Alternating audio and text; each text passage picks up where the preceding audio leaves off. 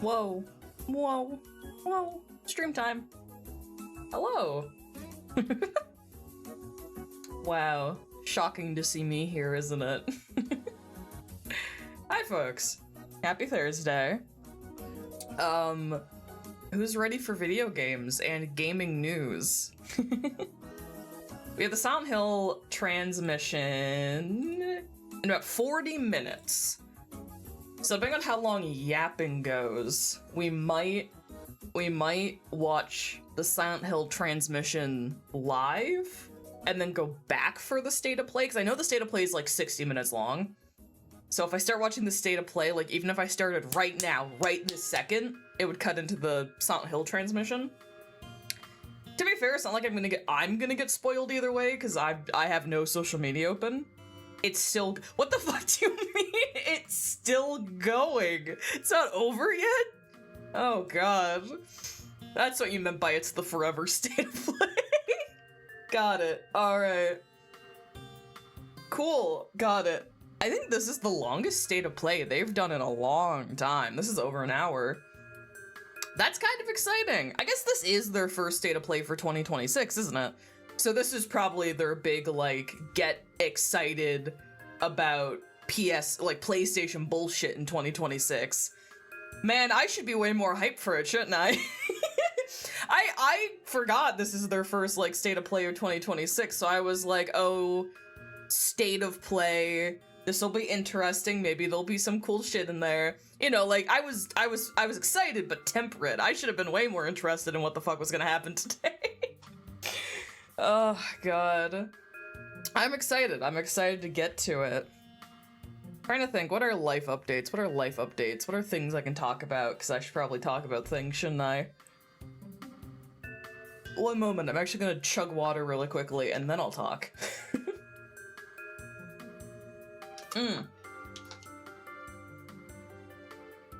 Oh my god. There's been some crazy reveals or announcements. Splitting the audio. Focus on Niram, you're like a prophet seeing into the future, because like you're watching Pat's stream and his reactions. and then you're with me and it's like, oh, he doesn't know.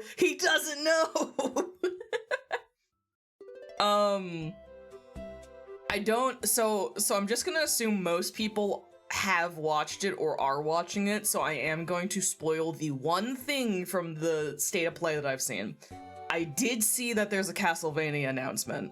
I didn't look closely at it, I didn't look at it very deeply or anything, but I did see someone drop a trailer link from the state of play for a new Castlevania. Whether it's a remake or like whatever, I don't know. I did see that.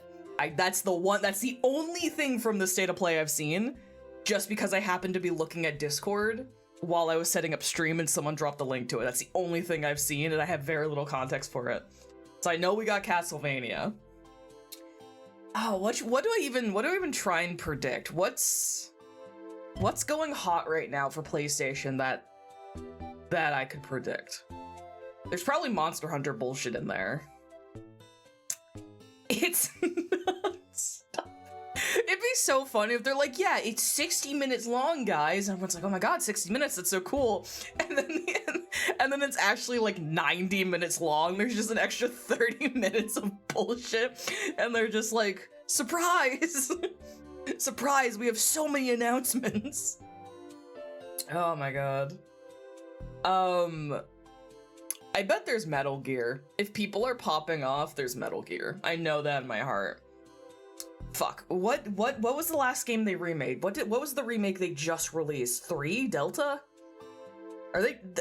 maybe it's another remake. That'd be crazy if it was, because that means they'd be pumping those things out fucking fast. But I'm gonna say there's a Metal Gear in there. Because I know they've been doing the remakes and stuff like that. Gotta watch the sea. I will! I'm trying to stall until the Silent Hill transmission so we can all watch it live together, and then I want to go back to the state of play and watch that, because I know unless someone comes into chat and says something, I'm not gonna get spoiled. I'm locked down. I'm locked out, if anything. Oh my god. Oh yes, I ordered the tablet. I've talked about this in the Discord. I post about it on Blue Sky and stuff like that. But I ordered the tablet. It is coming to my home. All they say is that it's 60 plus minutes of news, gameplay updates, and announcements. 60 plus. State of play means nothing. Silent Hill transmission is forever. Does the transmission? They did say what the transmission is for, isn't it? Returns with the latest updates. Oh, okay, yeah, they said, yeah, so this, I don't know if it's the main thing from the transmission, but they're doing a lot of news on Silent Hill Downfall. Townfall? So we're gonna get news on Townfall finally, because I don't think we've gotten a ton of stuff on Townfall, and then new announcements, I assume, for the new year. Is it news on Townfall? Yeah! Okay, I think it's ending. It just ended. Oh my god. Man, I can't.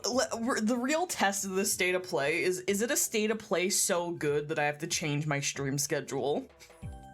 That's the shit that's gonna ruin me, is if they're like, oh, this game's coming out in 2026 or 2027, and I'm like, awesome! I have to carve out 3 months of my life to stream this.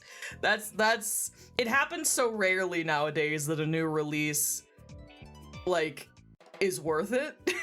So that's the highest bar it could clear. They announced Townfall around the same time as F, and then F came and went with no news of Townfall. Yeah, they gave us like the barest of minimums. I guess depending on their resources, maybe they started Townfall, but they didn't actually start like going hard on it.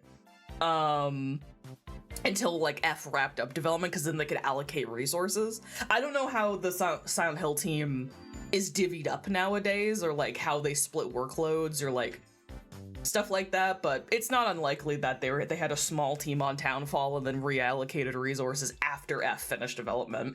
I feel like that's likely, unless they're being developed by different studios, because I don't actually remember if Townfall's being developed by a different studio or not.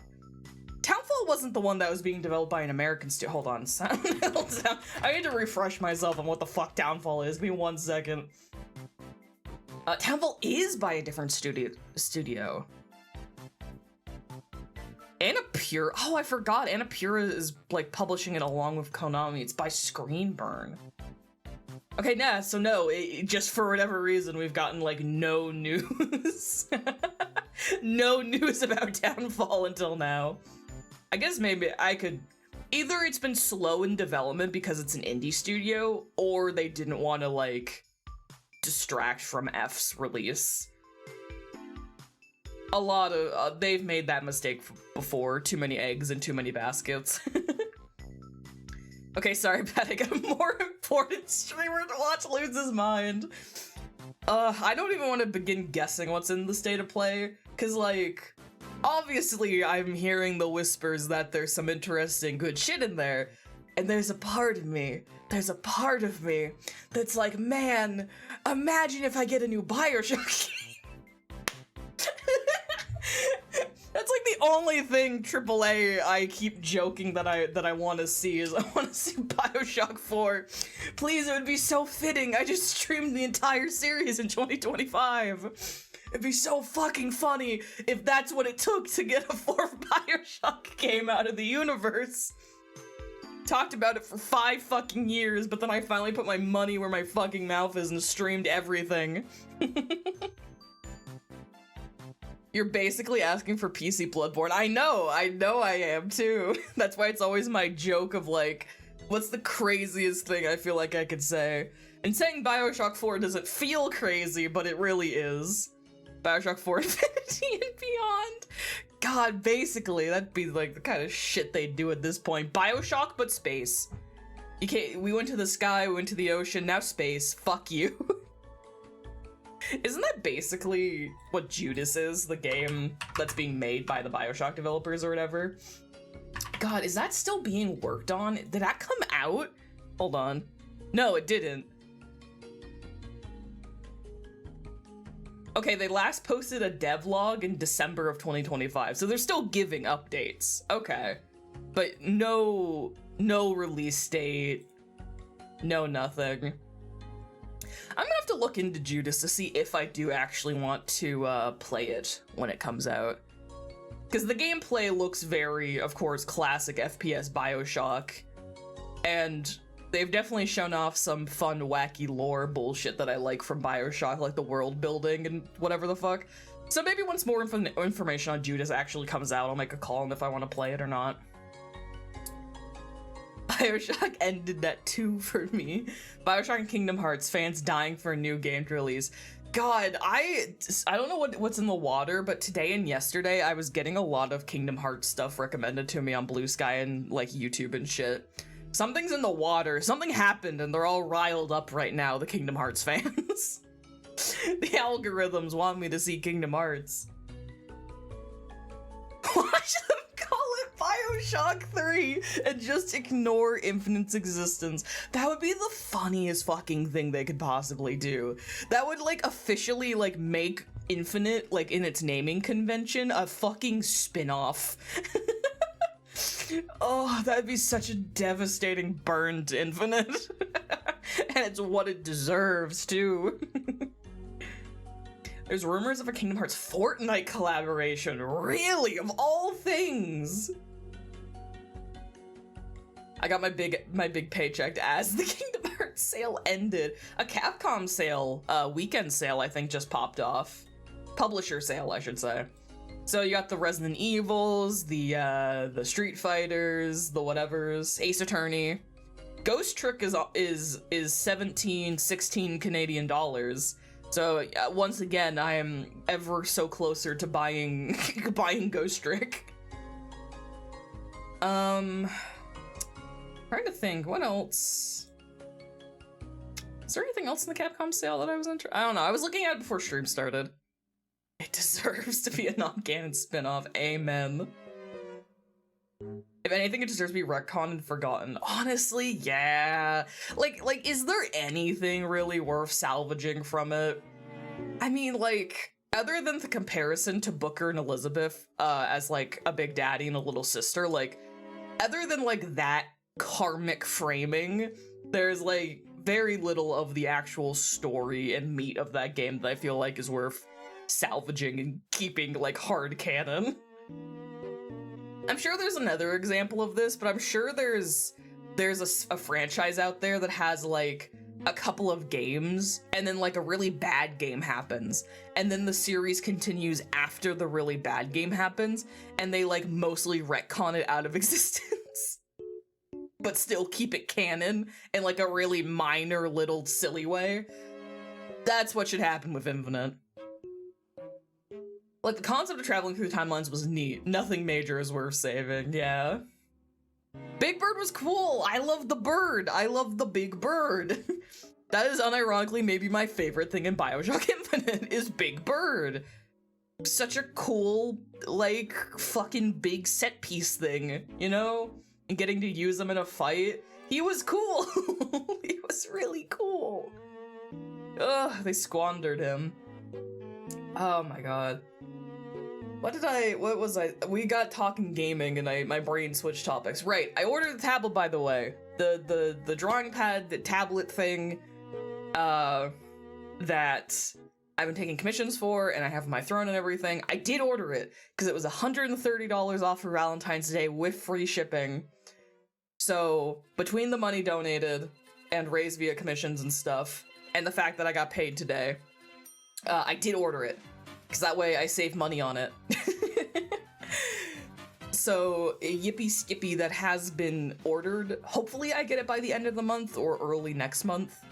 I've already been sappy about it in the Discord and sappy about it on Blue Sky and everything, so I'll avoid getting overdrawnly sappy right now while we're talking about video games. But thank you, everybody.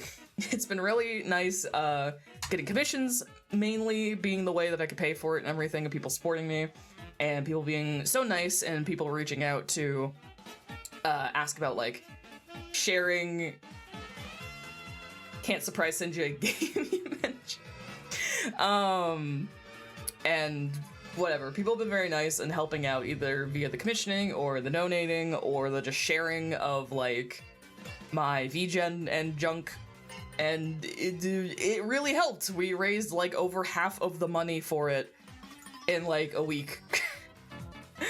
So that's really nice and awesome, and I won't be super sappy about it on stream, but it was really surprising that that even happened.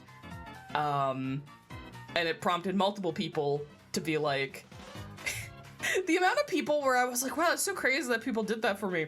I had 3-4 separate human beings just kind of look at me and be like, you know, people like you, right? And I was like, oh yeah, that's right. That's a thing. That's a thing that happens sometimes. People have positive impressions of you. Anyway, but yeah, seriously, thank you guys. I'm very excited for it. It's gonna give me a lot more flexibility and comfort with drawing, meaning I can just post doodles more often or do commissions more comfortably. I'd be lying if I said the main application of this tablet will not be me sitting on my couch or in my bed drawing, but it'll be a lot more comfortable and casual than having to hunch over my desk to draw any little goddamn thing. So having that comfort and flexibility will do fucking wonders for my output.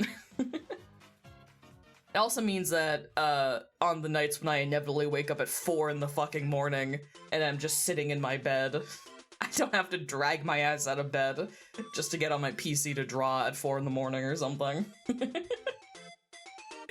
Wait, we like a Pixel? I think so. I think some of you like me, even if you don't want to admit it. Pixel Doom drawing. I thrive in these conditions, listen. That's just extra drawing time when I wake up in the middle of the night. That's just bonus work time. Oh, God. But yeah, that's kind of the reason why we're doing the, like, getting all the commission stuff is part of the reason why we're doing just, like, a State of Play Silent Hill stream. Not only because they're both on the same day, and that's, like, 2 hours of bullshit for a single stream. So trying to watch both of them and then also play a full video game probably be a lot. Probably be a lot. And I got some stuff to work on. Not only do I want to make a little bit more of a dent in my commission backlog for the weekend, I also have to prepare for the Valentine stream. I put the post up on Blue Sky and put the little thingy in the Discord, but the Valentine stream is happening on Saturday at 1 p.m. my time. Very excited. Everything's basically set up between OBS and Warudo and everything. I have to make like 1 or 2 assets for the OBS overlay and like finalize some stuff now that I have the model. But we're doing it. We're having a funny model debut on Saturday and also doing another game show stream. The crowd goes wild. Now let's see. Pardon me. I hope I'm not getting sick. I've been all over the place today. I'll cry if I'm getting ill. That'd be devastating. Also, on Saturday for Valentine's Day, the only stream we're doing is the Valentine's Day game show Jeopardy stream. Tentatively, we were gonna do the RE6 stream with Kabooks, but I have a date, so... Oh. It's like you're tapping my shoulder. I just imagine chat's like really short and tiny, and they have to like reach up with the hammer to like hit me on the shoulder to get my attention when you do it on the screen. You are beneath me. Anyway, I have a date on Valentine's Day. I'm doing shit. So we're not doing the Resident Evil stream.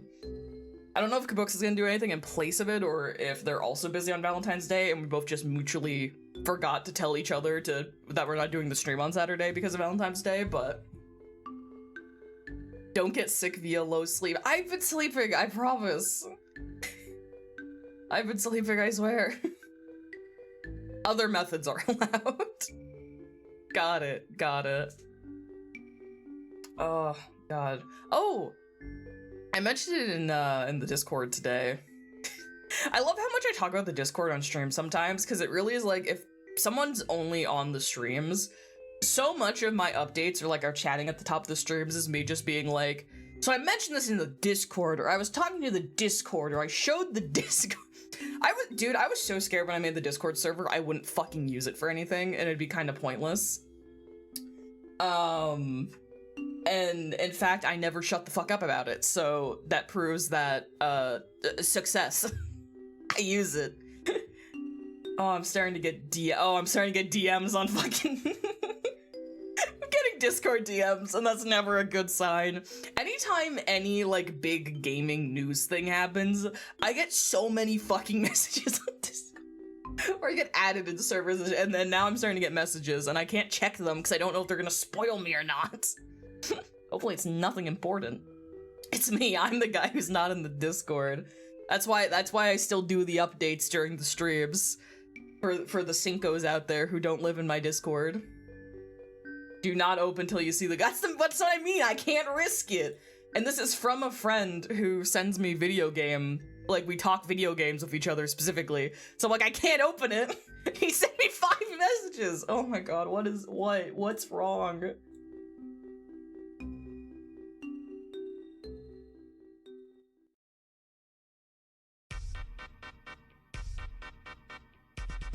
Okay, I did tentatively check. No, my friend has broken their OBS layout. I see. Let's see. Am I needed for tech support right now? I'm about to have a tech support moment.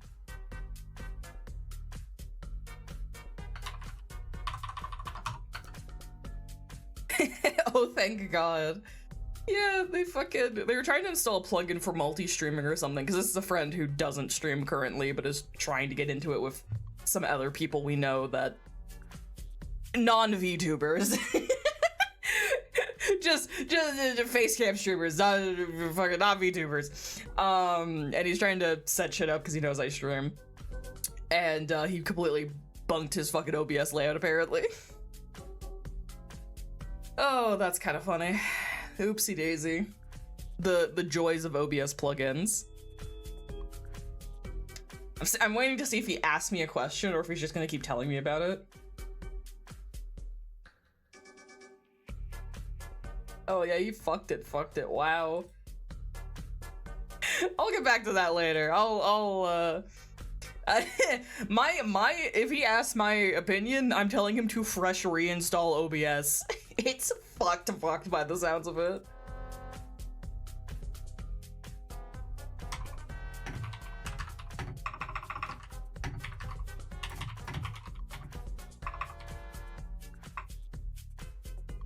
Okay, hold on, wait, there's an easier way to do this. Is it a plugin? So I could just tell him to turn off the plugin in the plugin menu.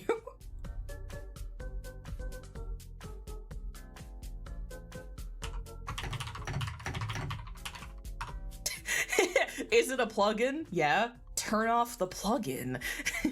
Because I thought it wasn't a plugin for a second. I'm like, well, you're just fucked, reinstall it. No, just turn off the plugin.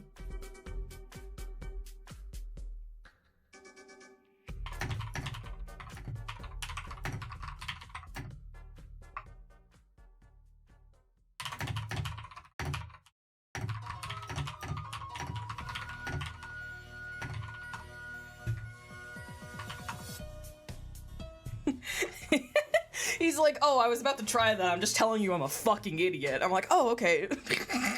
Good. Have fun. Anyway, back to ignoring Discord until further notice. Let me summon Itty Bitty. Let me get the little mans. There we go. Right, about things I talked about in the Discord, but I'm also now gonna talk about on stream. God. I have a convention in May. It's a very local convention. I will post about it, I think, closer to the actual convention on the social media, on the off chance that any local people in my area attending are looking up the artist on social media. As, I don't know about anybody else, I fucking always do that. I love artist alleys at conventions, so I always, like, fucking stalk everyone's social medias beforehand. Helps me know in advance how much money I'm spending. But I'm tabling at a local convention, and I have slowly been working on ordering all my shit for it. Because I have a lot of old stock from a previous market I was at, so I'm mostly just selling that stuff because I have leftovers. But I ordered a bunch of new stickers today. I have like, I made a sticker sheet. And oh my god, how many? I literally have like something I could read to reference this information. I ordered 5 new sticker designs, and I ordered a sticker sheet.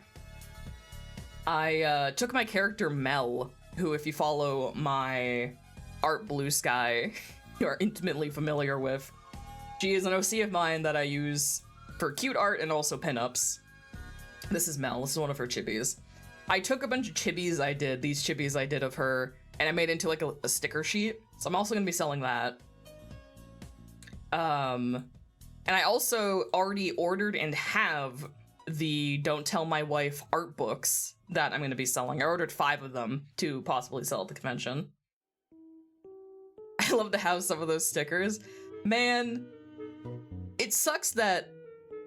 Oh wait, Niram, you're in Canada.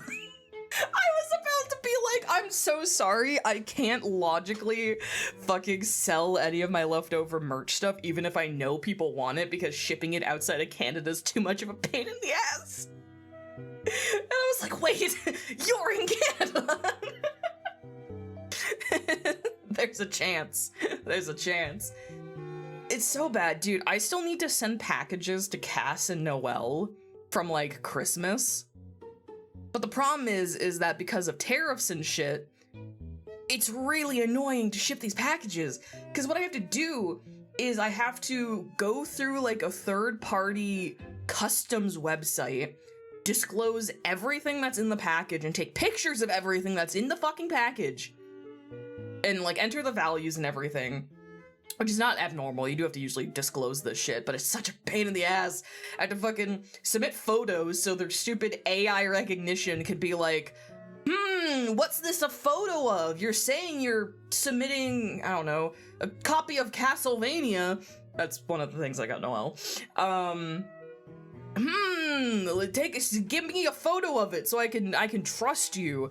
Anyway, I have to fill out all this bullshit, take pictures of everything in the package, meaning I can't even fucking pack it yet, and then do all that bullshit, and then they'll tell me if I I'm so mad about it. I'm getting like flustered. It's so annoying. This has been vexing me for months, actually.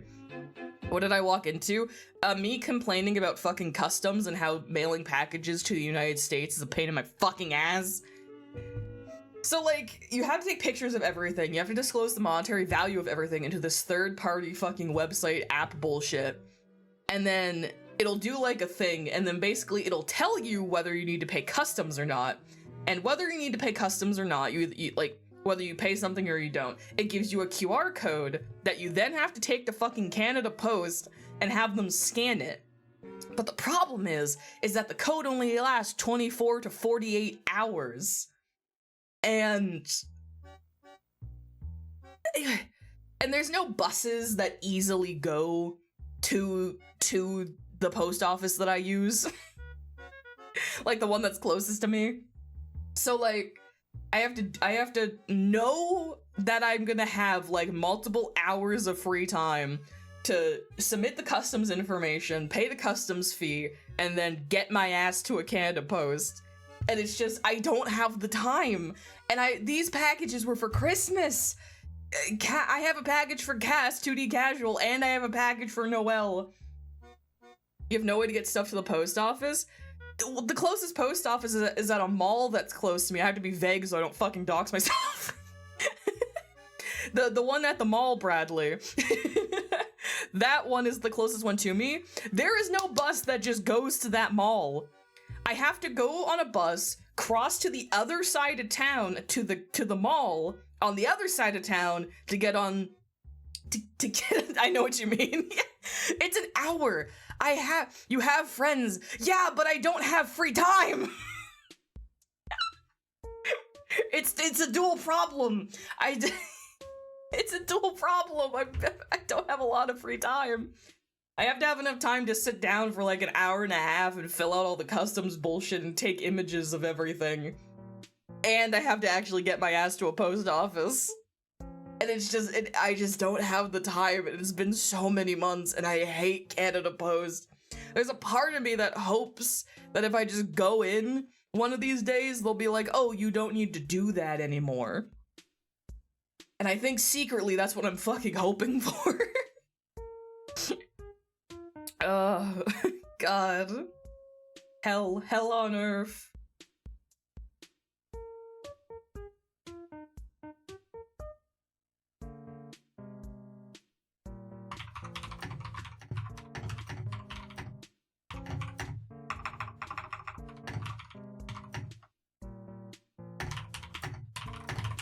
Hold on, I have things happening in the background.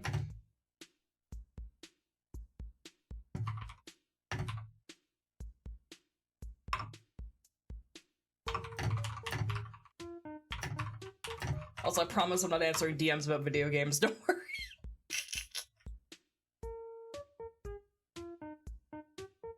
Here, let me get Mel off screen. She's very cute, but let me get her out of here.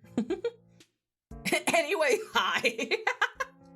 Wonder how bad traveling to the US is right now, because I got a passport. My ass still doesn't own a passport, despite the aggressive harassment of my entire family unit. I don't have a passport. I have no interest in out-of-country travel. I'm poor. I could go cross-border via, like, car and stuff to, like, Maine and do shopping, because, like, my parents like doing, like, grocery shopping and stuff in Maine, because they live even closer to the border than I do. So they go for, like, casual, like, day trips and stuff. They do grocery shopping and whatever the fuck in the States and everything, which is a common pastime in my province. And, like, that would be kind of cool to have a passport for, so I could, you know, shop in the States, I guess. But I just generally have no interest. I'm boring. I have no interest in, like, fucking, like, visiting the UK or going to the States or cruises or anything like that. I just... Dude, I'm about to look like a fucking sociopath. I think vacations are usually... I'm never gonna beat the workaholic allegations. I'm about to say something deranged, and I'm never gonna beat the allegations. I don't like vacations. If I take more than, like, 4 days off to do a special activity, it feels excessive. It's hard to make me go on vacations. See, that's why the portable tablet's so good, because it means I can keep working.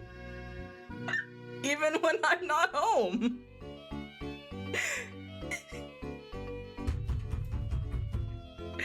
You know? The only reason my family gets passports is because, like, a third of my family works government. Yeah, you know what? That's fair. That's fair. Oh, God. So they travel a lot. Yeah. What about when you need a secondary ID? I've never been in a situation where I need a secondary ID. This is an unironic question. What is a situation where you would need a secondary ID? I have a driver's license.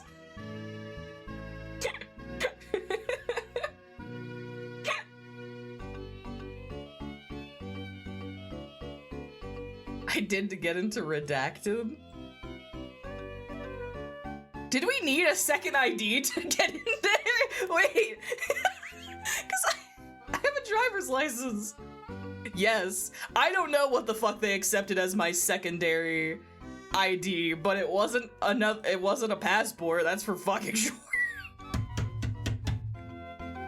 I don't know what counts as a valid form of secondary ID, but I know for a fact it wasn't a passport because I don't got one. When you don't have a driver's license now. If it makes you feel better, Cinco, this is... I'm revealing so much deep personal information about myself. If it makes you feel better, Cinco, I literally only have a learner's, and I literally only have it to be a photo ID. I don't drive, I bus everywhere. I live in a city. I have like 3 IDs. Sorry, I'll shut up, wait. Sorry, go ahead. I just love I'll stop. Since when do you have a learner's? I've had a learner since you met me. Or like, Or just after you met me? No, before. Yeah, before. I've had a learner since you met me. 3 years ago. Can't come to Maine because you have to be the Canadian variant. Yeah, I can't breach the border. You never mentioned this? Brad, I'm about to have a domestic with you on stream. We have talked about it multiple times. Because, and I know we've talked about multiple times, you never listen to me! You never listen to anything I say to you! Oh, why didn't you tell me you're streaming BioShock? Brad, I told you verbally before I started streaming BioShock. Why didn't you tell me why didn't you tell me you were streaming BioShock 2? Brad, you knew I was playing the franchise. I told you this. What do you mean you have a driver's license? Brad, we've had multiple conversations about using your car for practice, or Kit's car for practice. And I said, no, thank you. I'm too poor to afford a car. So getting my full license was never a priority for me. We did? Yes! This is before you got your new car, I believe. But when you had your old car, you were like, fuck it, this thing's a piece of shit. I'll let you ruin it. That was like a joke you made. You're like, because I was like, it sounds like me. God damn it. Oh, the Silent Hill transmission starts in 5 minutes. Oh, God. But no, we've definitely talked about it. Like I said, getting my full license is not a priority. I just want to have my learners so I have photo ID. I'm too poor to own a car. I know you can get your full license without owning a car. I just don't really have a lot of opportunities to practice. When, you know, I don't own a car. It's too much of a pain in the ass. Should get my license soon. It's good for ID, but I am not a person who believes deeply in, like, oh, you have to have your license or you're a cringe fail loser. Especially, like, in my case at least, I live in a fucking city that has a very competent public transport system. Sure, it takes more time, I guess, but, like, I can get anywhere I need to go. I can go to the hospital on the public transport system, heaven forbid I ever needed it, and it wasn't a big enough of a problem to use an ambulance. Oh, God.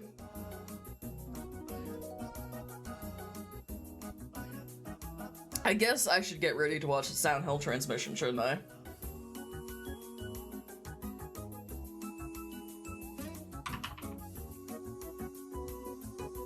Alright, let's see. 4 minutes. 4 minutes. This is technically a just chatting stream, but there are other things happening. Brad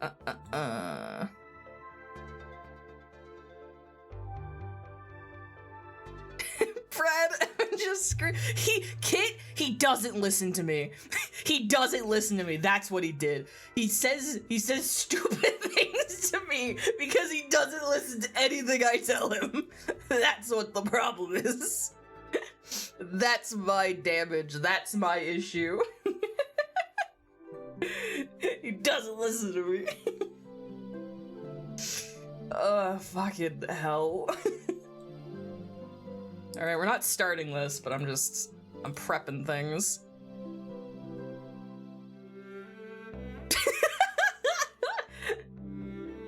Oh, God. God bless his little heart. He just prayed in his head. Fucked up and evil. Oh, Christ. I can't, like, full screen this or do anything to it until the actual video play starts, so you guys can see my, my YouTube recommendations. Hunter took the shared cell when she left. Oh, God. Now, do you think I have time to sneak away really quickly to, like, grab a snack before this starts? I'm used to having a co-host that I can abandon you guys to, like Paul, but it's kind of just me. Oh, I have a BRB screen now! Wait, yes! I'll be back in like literally a minute. I just need to grab like a protein bar from my kitchen just so I have a little snack. I'm gonna cook dinner after the stream, so I just want a little snack. I have a delicious dinner waiting for me on the other side of the stream. All right, I'll be right back.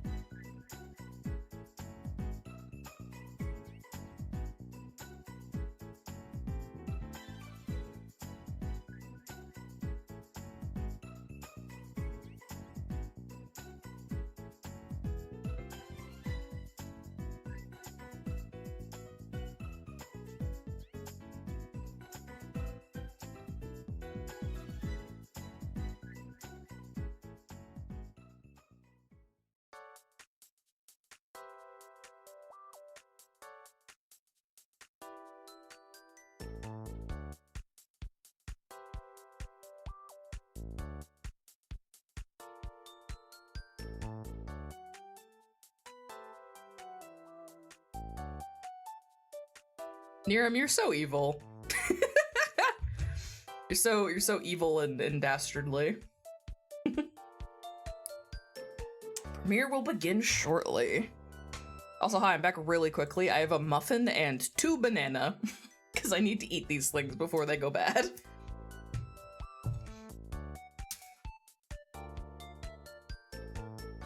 I'm excited for Townfall news because I can't even really remember what Townfall is supposed to be. But now we've refreshed ourselves that it's indie studio, not main studio or anything like that. I always forget how easy it is to tell I'm eating on stream. So what's this, a game? Yeah, so Silent Hill Townfall's a new game in the series that they're gonna announce news for. And also just like general Silent Hill franchise updates. Oh fuck. Oh Jesus. Turn off the tunes. Shit's happening.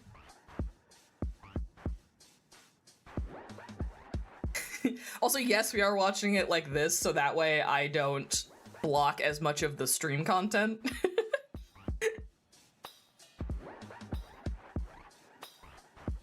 You're right, I should know better. Don't bully him! Don't be too mean to him. He is a friend.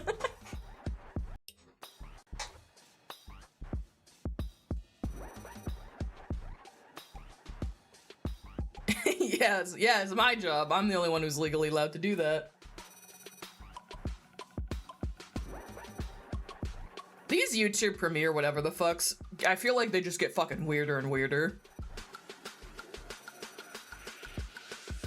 I only bully streamers. Alright. Are we starting with a trailer? Or are you gonna start yapping? Which one? Ah! I could kill them. I could kill him.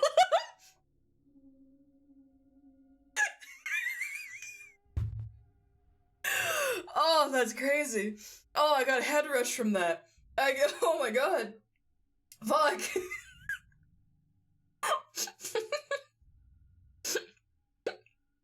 That's actually fucking evil. What the hell? Yeah, we're gonna get a 3rd fucking countdown after this. Alright, well, in fact, well, actually, we have more time. We have more time to just, to hang out, talk, have time to eat my food. Not like I was counting on a presenter to start talking so I could quickly eat some bananas real quick or anything. That's crazy.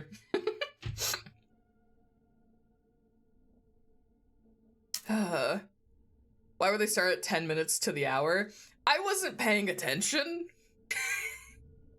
Bold of you to assume. I guess yeah. Everything sucks. It sucks. Oh. Now Who's not paying attention? I'm sorry.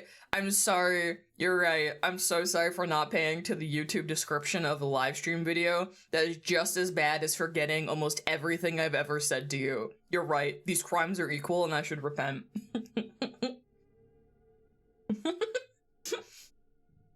I'm being a little shit today.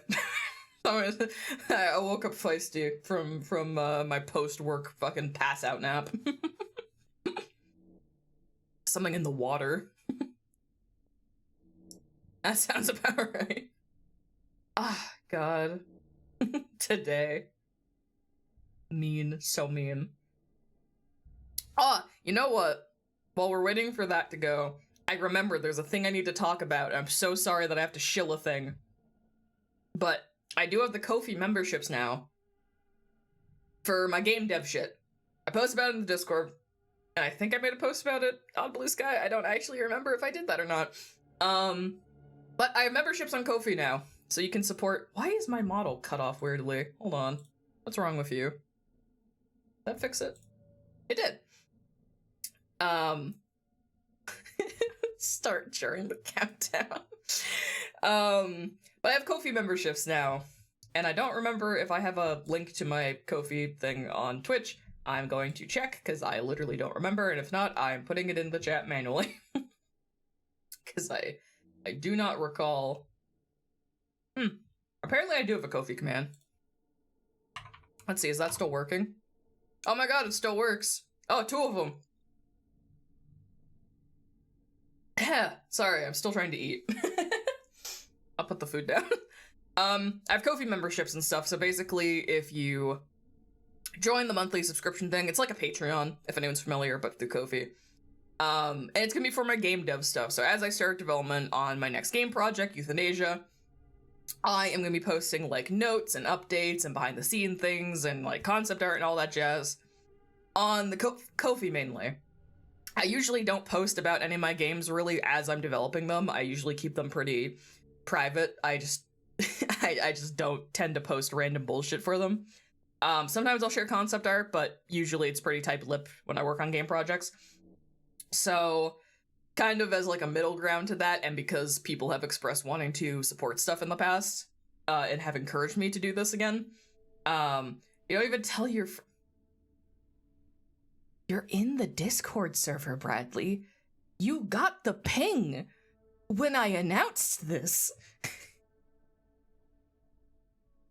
I literally got you to join the Discord server so you would see these streams and updates more consistently.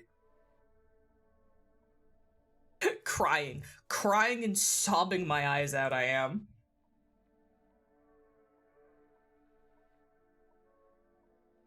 God, anyway.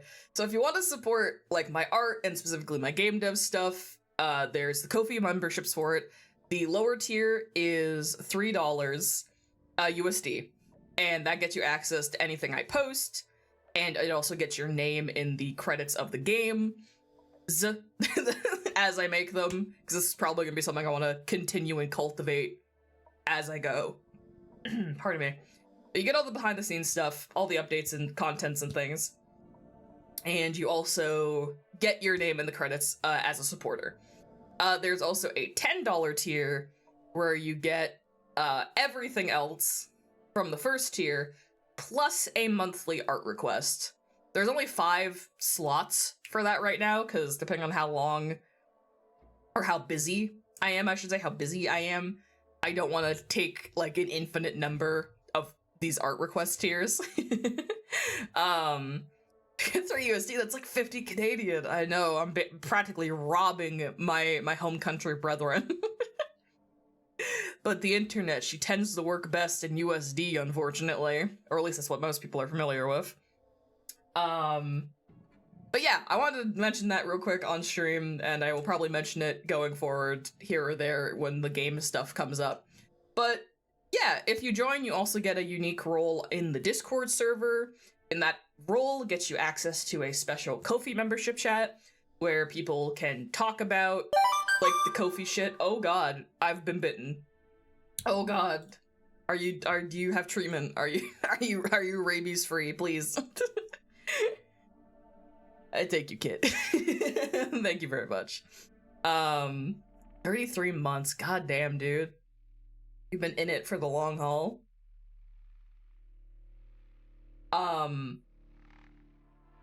You're 25% of the way to completing your goal. What the fuck are you talking? Oh, the subs.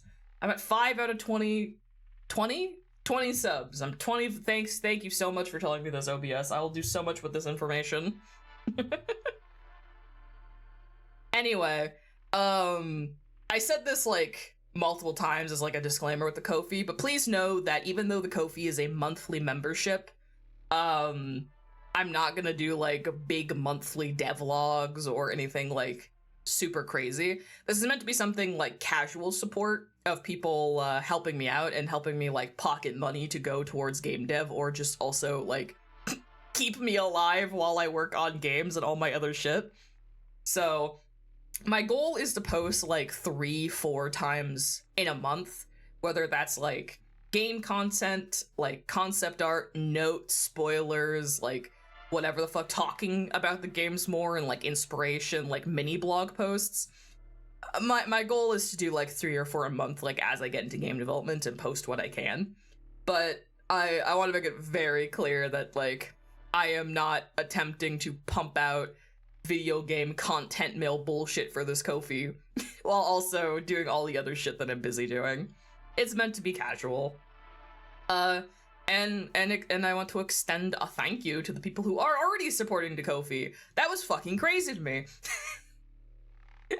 So thank you to the folks already supporting and everything. I appreciate it, and I think it's very sweet that people are doing this.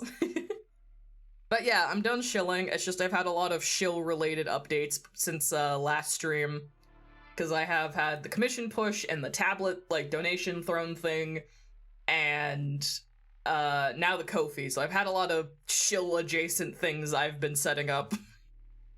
So it feels weird to, like, shotgun everything, because I'm very bad at asking for money, even if it's in exchange for goods or services. So... Anyway, ad break is about to start in 30 seconds. You guys will probably miss like literally like a minute or two of the Silent Hill transmission, but you guys will not miss much because of the ad break. You're all good. Nuh-uh.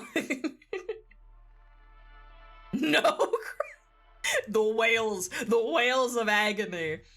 Okay, so the ad break is about to start and there's 40 seconds. You're gonna miss like 2 or 3 minutes.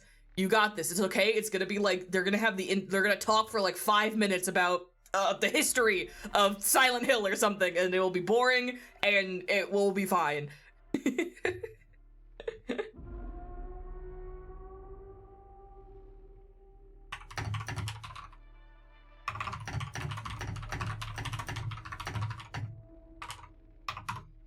I'm getting pings from servers. Canadians get 1 ad. I love our ad policy, is how we, like...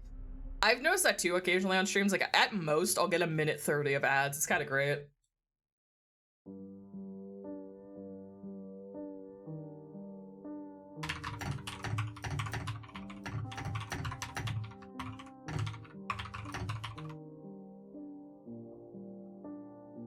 They're playing the sweet melodies. Silent Hill Transmission へようこそ。Silent Hill シリーズのプロデューサー。If I full screen, I'm gonna cover the subtitles, which is a problem. 長い間お待たせしましたが、本日は待望のタイトル。You know what? Wait a minute. I wanted to be here. Why am I on my main screen? I wanted to be here. できることを嬉しく思います。本日、ソニーのステートオブプレイでトレーラーを公開し、PlayStation 5、Steam、Epic Games にて I haven't watched the state of play yet. That's a spoiler. How dare you spoil that for me? 登録よろしくお願いいたします。さらにこの配信独占の最新情報 Okay, cool. を用意しています。 More. では本プロジェクトのパートナーをご紹介しましょう。アナプルナインタラクティブのインタラクティブ&ニューメディア部門プレジデントヘクター・サンチェスさんとゲーム部門責任者のリアン・ルームさん、Annapurna rep. スクリーンバーンのライター兼ディレクターのジョン・マッケランさんをお迎え And our しています。 Screenburn rep. 皆さん本日はようこそいらしてくださいました。Thank you, Okamoto-san. At Annapurna, we're always looking to push the boundaries of storytelling, and we couldn't be more excited and honored to have the opportunity to work with Getting less ads on mobile than PC. publish Silent Hill Townfall. Annapurna Interactive is a publisher that not only looks for great stories to tell, but also great teams to tell those stories. And we're so pleased to partner with the very special development team that created Silent Hill. I love the camera jank there for a second. And this project came about because the team at Annapurna and the team at Screenburn are really passionate about Silent Hill. We're very excited about the unique stories that we're with Townfall, this amazing franchise. It's like indie horror. It's Annapurna published. I'm wondering like what the vibe of this as a horror game is gonna be. Yeah, because like I've not seen anything about Townfall since the initial announcement, and they didn't really have a lot then. So I'm pretty blind on what the state of Townfall is right now. To finally be able to share a first look after so many years. If you got a sec, look at my glasses picks and tell me your fave. Oh, sorry, this is more important. それではまず本日公開されたサイレントヒルタウンホールのリビールトレーラーを振り返りましょう。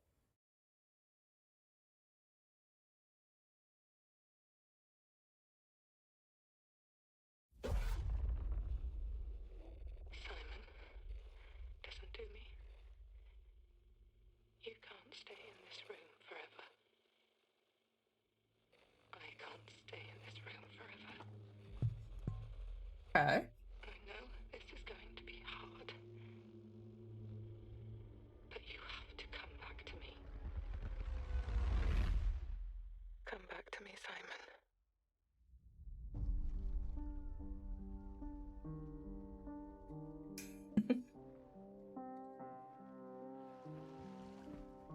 Oh, pulling his ass out of the water. Oh, I'm so fucked if the theme of Townfall, like the horror elements of Townfall, are based on drowning. I'm so fucked personally if that's like the aesthetical horror of this fucking game. Oh, the fake out, Saint Amelia.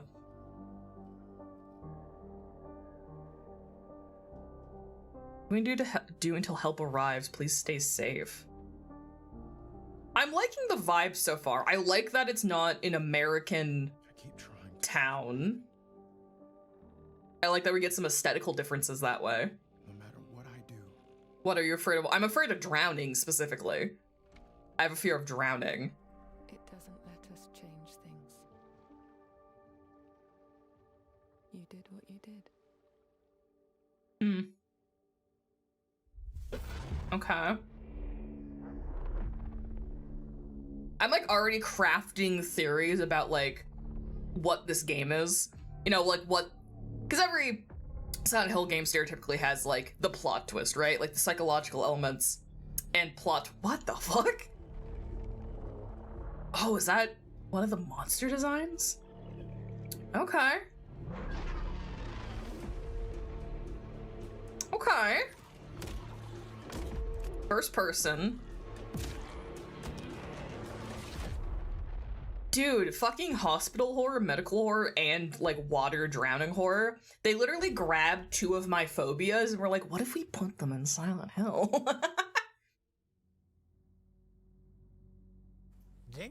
If we get another Redscape Otherworld, it doesn't look like it. I don't want to rewind it yet until the show's actually over, even though I can rewind it. It looks like it's back to Fog. At least that shot of him shooting the monster. I'm assuming that's the Otherworld aesthetic, is that Fog shot of him shooting the monster. Which is good. Don't give me any more red hellscapes. Give me Fog.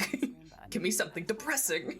Comes from their own identity, their perspectives, their history, and their style. So John, we'd love viewers to learn more about Screenburn and your team's history and the work you've done on Silent Hill. I like how this is looking. Aesthetically, visually, I'm into it. I like the location choice. I like kind of what we've got of the protagonist so far. I like that he's unique compared to everything. It looks like he has kind of like, I don't want to call it dead wife baggage a la James, but it looks like he has kind of that same motivation of having a voice or a presence guiding him through. I'm curious if this voice on the radio is going to be more of a character or if it's going to be another narrative device. Like not like rather than like them having conversations, it's kind of just like she says something in a cutscene sometimes. 伝統を受け継ぎつつも新しい So I'm curious. やテーマ美学がどのように解釈されるかを示すこと Buying this game for you ASAP so I can watch you suffer through 4 phobias at once. It is kind of fucked up how this game specifically seems to take 2 of my biggest phobias and put them into something. That's kind of fucked up. Oh, the scariest Silent Hill location. Glasgow.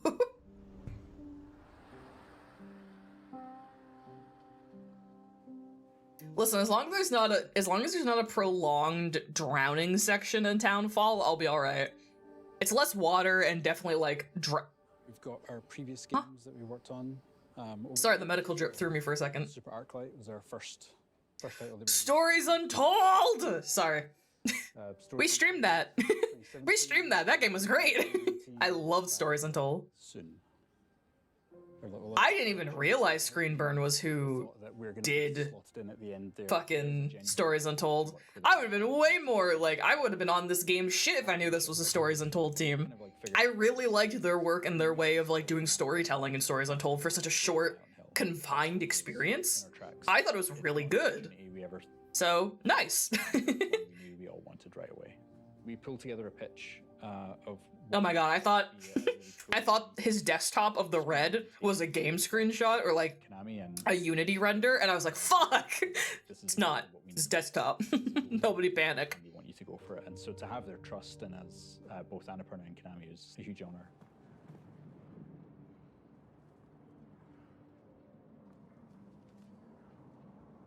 A crime on our community. This town is ours.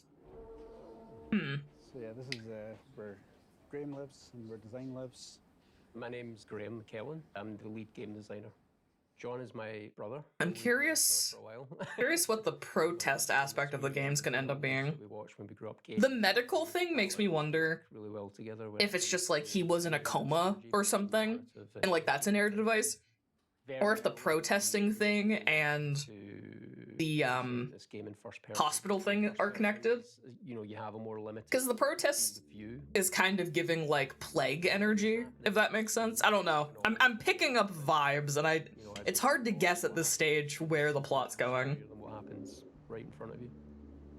How we use the perspective to induce the horror, anxiety, and fear, but then at the same time trying to find the balance to that, which is what can we give the player. You know, one of the first things we set out to do was like, what can we do with the radio that's not been done before? What can we do that kind of gives it a new function, a new aesthetic, but it feels Silent Hill, the analog tech that's kind of been my visual calling card. Most of the things we've done, like even in our previous games, has been as close to real life technology as we can get. This is a very small handheld TV, but kind of inspired the CRTV. The CRTV is, you know, our take on the classic radio. We knew we wanted to have the player bring it up and actually use it, so we were really keen on having the player. Imagine if they didn't get their game studios and focusing on pachinko, what we could have got like 4 years ago. God. But also being able Yeah. to use it as a tool to see where enemies were. Let the fairies. I'm trying to read these signs really closely because I'm trying to like gauge what the civil unrest in this town was. Gives the player a little bit extra Peek mechanic? mobility around where the camera can be, so you can peek up and to the sides, Ooh. to see around corners or over walls. So we definitely have a stealth mechanic. It is not just combat like we saw in the first preview. We do have stealth mechanics. Good. Control over the camera. I didn't expect it to be fully combat focused, obviously, just For a given long time, everything about it currently, but be Northern Europe, you know, and not lock it down to rip PT. to create something that felt authentic to us, and it kind of felt natural to kind of bring it home. When John first showed me the game and I saw this sort of a very obviously Silent Hill misty. I'm feeling good about this on first impressions. When I was growing up, because you know, Kind of what he was saying about like he wanted to take things that were signature to Silent Hill, but like actually reinvent them or do something unique to the franchise. I feel like that comes through in what we've seen so far. Like the theming, the monster design, the aesthetics feel familiar, but definitely refreshing. I feel like you're there. It's so deep. So I'm enjoying it so far. I hope they stick the landing with the story, because that's always like the hardest part, I feel like, for a Silent Hill game, and like that's where it loses fans a lot of the time, is that if a narrative feels cheap, especially because some Silent Hill games like Homecoming and Downpour get a lot of shit sometimes because of their characters. Or at least I've heard them get shit for their characters. And how they do their stories. People have said that Downpour and Homecoming seem so focused on making a plot twist, a Silent Hill plot twist, that it kind of doesn't try and make sense. Or like there's gaps in logic, like it jumps a shark almost.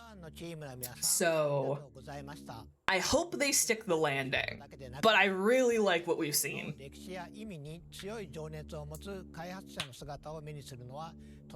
They do seem very passionate about their work, yeah.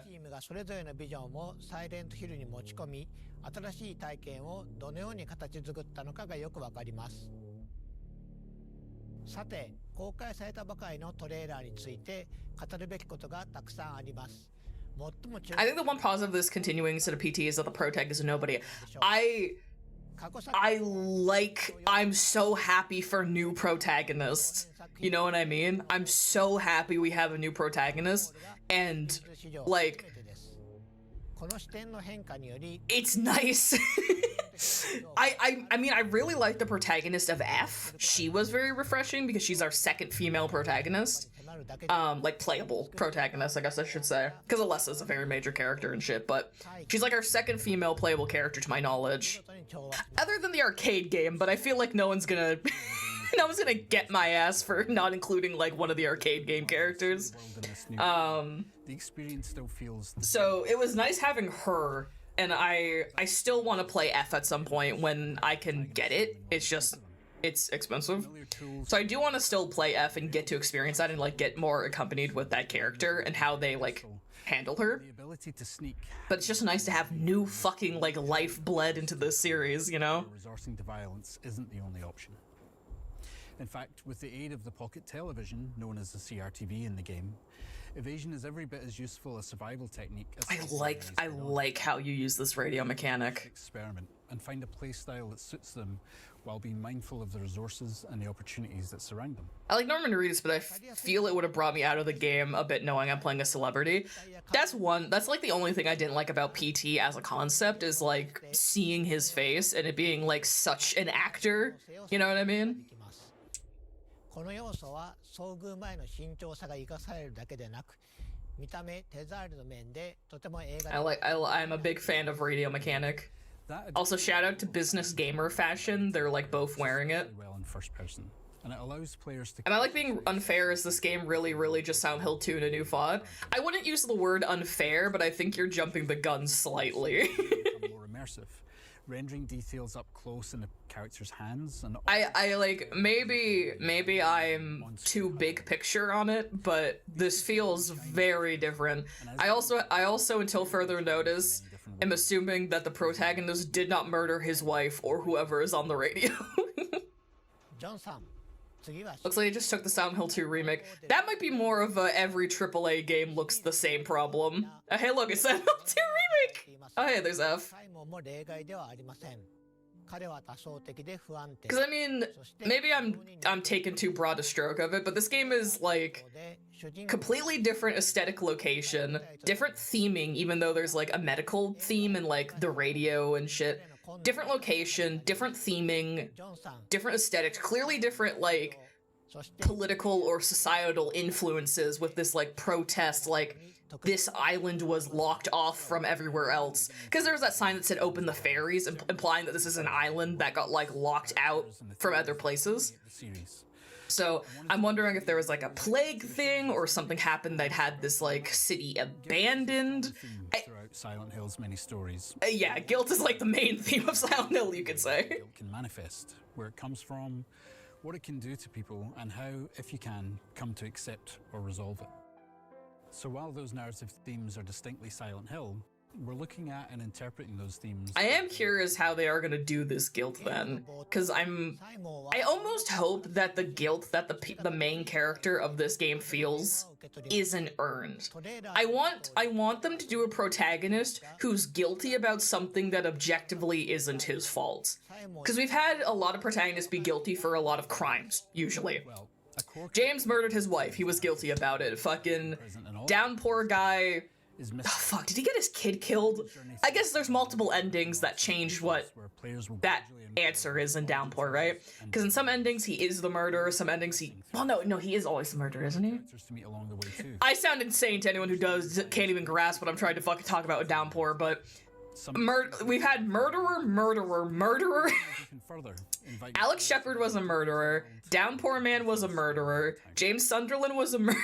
Like, that's simplifying it, but like, murderer. いただければと思います。 F? さて、 I can't say because spoilers, but she's in the same boat as the others. It's a lot of like guilt for killing or causing the death of another person. 話すことは Like when you take it in broad strokes. 彼らを映し出し、 Downpour's his kid is killed by a predator. The guilt is he takes it out on himself and needs to not take revenge on the guy and move on. That's the plot. Oh my god. I've watched a full playthrough of Downpour and some of that went past me. Not all of it, because yeah. But トランドの実際の場所を見てい I thought, because there's the whole thing with the cop thinking he's a murderer, and there's the raincoat serial killer, and then some of the endings have like different interpretations of what the serial killer actually is. I don't know if there's a canon ending to Downpour, if it's like they're all canon. Referenced a lot in the game. It's also been 5 years since I've watched a Downpour playthrough, so God, please take this with a grain of salt. There's an alternate ending where he does kill his own kid, but the canon endings... Okay, so so not all of them are canon. Thank you, Cinco. This is good information for me. Okay, thank you. in this game, but I've actually never explored those real towns, so Yeah, I didn't know if Downpour had a Silent Hill 2 situation where technically every ending is canon, and I just assumed it did. Okay, I didn't know some of them weren't, like, the canon endings. Okay, that makes it less confusing then. Create the vibe, and there's no better way of doing it than spending time there. It's really important to not live your life behind a lens and just absorb. Sorry, I got distracted looking at the pretty scenery. For artists to get out and see the place they're there. Anyway, I hope the angle of guilt or how they use guilt in this game is a little more unique, because I feel like when you take it in very broad strokes, a lot of the themes of guilt in Silent Hill are about someone dying or you killing someone or like in relation to a person dying.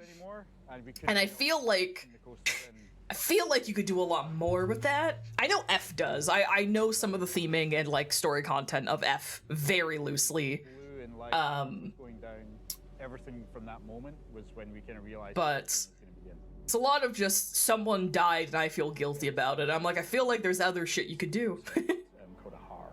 It's like Silent Hill 1 where there's good endings, bad endings, and good plus. Got it. Okay. So it's more Silent Hill 1 style. Like I could go to a town that looks like St. Amelia and find a fog that looks like Silent Hill and come back and show the team. I love these photos. And I would These take are other awesome. photos with me and be like, you gotta come too. And they're like, really? It's 4 a.m. Nah, 4M's the best time for foggy fucked up photos. Not just what we saw.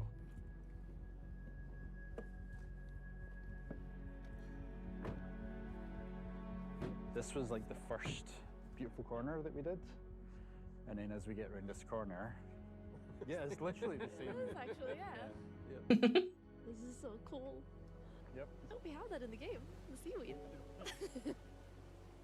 This was the first I love hearing the QA lead dork out about everything. That's awesome. kind of see the differences and yeah, the kind of shapes that they make and how they're used, that kind of thing, you know.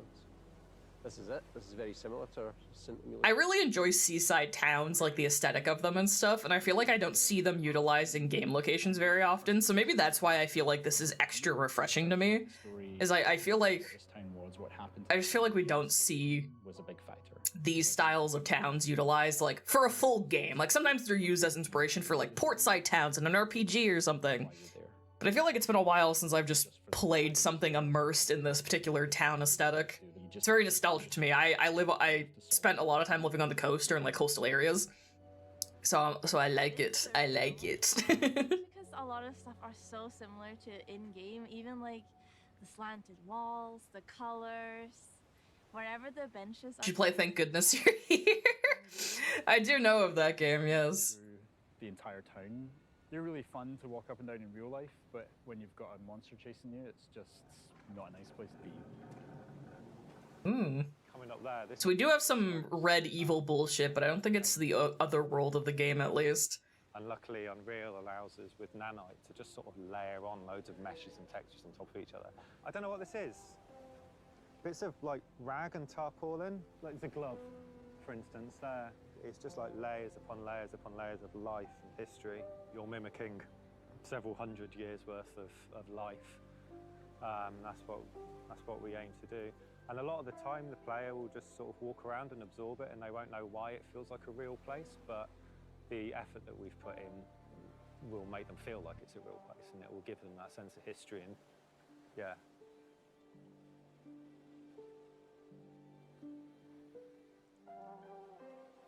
It's a big moment for us, definitely. For me personally, for the team, you know, we're all big fans. I think that's an understatement to say big fans. You know, we're obsessed. To be trusted with a franchise like this, it's an honor, and you know, we want to make sure. Gotta make this game good and a success. I hope it works out. I hope they stick the landing, and I hope. This feels so like weird to say, but given the Yakuza bullshit that just happened, I hope the game sticks the landing and they are not evil. You know? And you know, sometimes you just have to like manifest. You gotta manifest it. いろんなお話をありがとうございました。細部へのこだわりが新しい世界観をリアルに感じさせています。こうした丁寧な作り込みやシリーズならではの I'm curious how big of a game this is gonna be, because obviously this isn't gonna be to the scope of like a AAA full-size Silent Hill game. But I'm wondering if like, is this gonna be like a 5-hour game, 7-hour game? Townfall is no small game. Oh, well, I'll shut the fuck up then, actually. Is a relatively small development studio. Oh, it's the biggest game you guys have ever made? Well, they'll shut the fuck up then. Oh, fuck, that's funny. As a result, Townfall is a full-length. Full-length? Okay, what full-length means can differ based on genre and studio size, obviously, but full-length makes me think we got like 8 hours, you know? 8 hours gameplay, give or take. I don't think it's the size of F, seeing as F's full story is told over the course of like, what, 5 replays? Okay, so about 40 hours. No, it's probably like 8 hours long.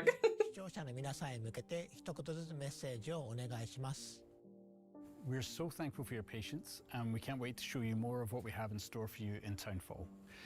We see this project not only as our biggest and most... I hope some interviews come out about this game now that this is happening, like the transmissions happen. I hope I can see some interviews or like read some journalism about this. I want to learn more about their process. On behalf of the team at Screenburn, thank you for your support and your encouragement over the years.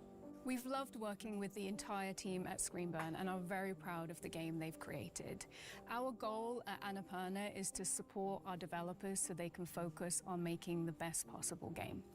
It's been amazing to see Townfall come to life throughout development. Thank you to Screenburn for their partnership, and thank you to Konami for trusting us with the Silent Hill franchise. Silent Hill Townfall is a labor of love for everybody involved and a true collaboration across the 3 teams. From the amazing team in Scotland at Screenburn to the revered publisher Konami, not only in Japan... I mean, Silent Hill 2 Remake is like 12 hours minimum if you don't speedrun. 8 for a modern full-length game is probably lowballing it. To co-publish a game... it is hard because... Bring our unique take to this historic... Somehow the thing of like, what is the time length of a full-length video game has gotten really skewed in the sense that like... There have been devs in the past 3 years have been like, we're releasing a full-length video game, and then it's 8 hours long. And because again, it also depends on genre. Like a full-length video game RPG is 40 to 120 hours, but a full-length game, horror narrative game, that could be 8 to 16, depending on the game. You know what I mean? That's why I'm like, given what it is, I'm conservatively, like, I'm kind of like, it's probably 8 to 10 hours long. Maybe that's me being not very hopeful, but I feel like 10 hours is kind of like where it might be. Because like, based on what they showed us for the gameplay so far, it doesn't feel very... It's well developed, but it doesn't feel like it could carry a 16-hour game. You know what I mean? I guess it depends on how they divvy it up. Like, it really depends. Oh, it's coming out this year. Okay. I will keep an eye on that. This will be one of the ones that I keep an eye on for publications and information. God, I have so many Discord notifications. Oh god. Just gonna clear some notifications real quick. All right, that's our transmission. I think that literally only Silent Hill Townfall information, which I mean, I'm not mad about that. Wow, now on sale. Oh my god, 40% off. I can almost afford it now. It's so expensive. Why is it so expensive? 55 Canadian dollars. Even on sale, it's 55 Canadian dollars. Oh, one of these days I'll get to play you Silent Hill F. Someday. Now State of Play. It is time. It is time to now switch to the State of Play. People were going fucking bonkers about it, so... give me one moment. Nope, not that. Nope, not that. Nope, not that. Fuck. I have too many tabs. I have too many things. Fuck my life. Give me one moment. Not that. Not that. You. All right. I'm trying to set something up here so that I can read chat easier.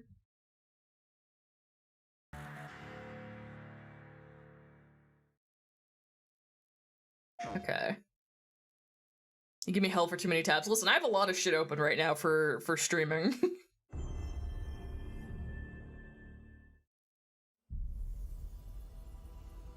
I sense suffering here, Spirit. Okay. Do you need help?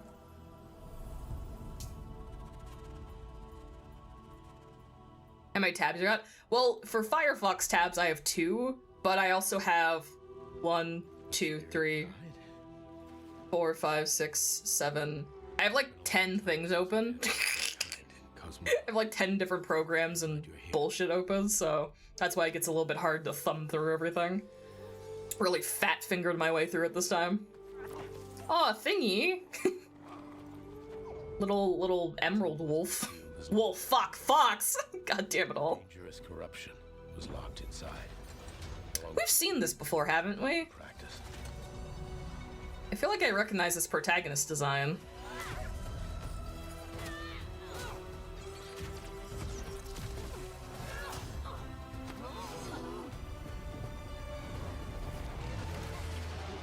I'm reading and watching everything. Spirit guides here once used alchemy to cleanse corruption.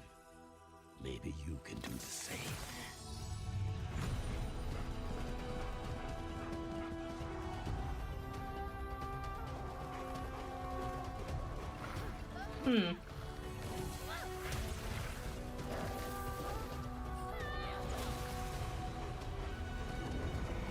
This is a sequel? Okay, that's what I was thinking. I thought I recognized this protagonist. Bind you, gripping to the present, which must always pass.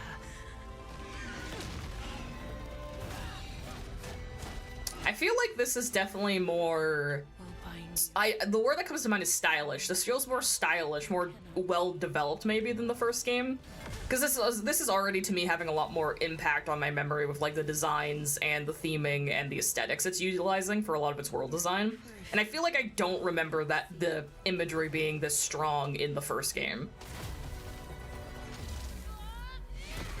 I am kind of surprised to see this game get a sequel, but, like... I mean, I'm not mad about it. I don't remember anything crazy happening with the first game. May you depart in peace. It's kind of nice to see like original IPs get more chances. So hey everyone, I'm Josh and this is my brother Mike.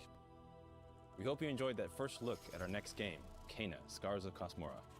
After the amazing response to Kena: Bridge of Spirits in 2021, the team was excited to take on the challenge of creating something even bigger and better this time around. Our partnership with PlayStation Studios has empowered us to expand our scope while still staying true to what made the first game special. Since her adventure in Bridge of Spirits, Kena has grown into an older, more experienced spirit guide. Her reputation now precedes her. She comes to a new land called Cosmora, home to multiple distinct communities.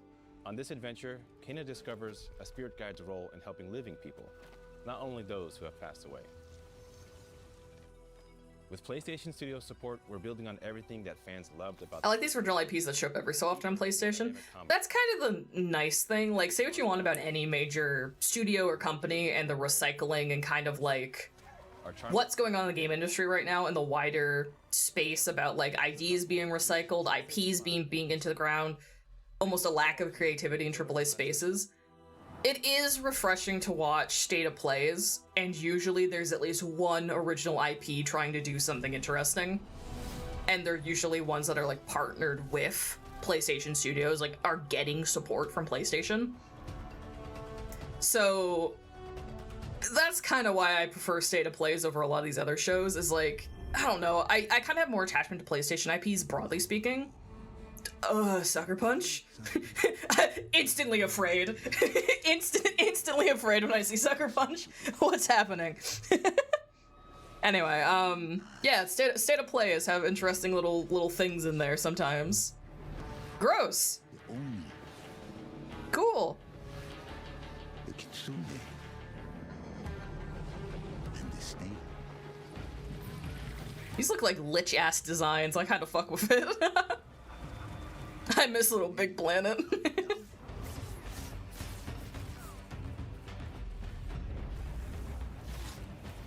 College G, I wonder what we'll get February 27th. Couldn't possibly be the same thing we've gotten for the last 10 years.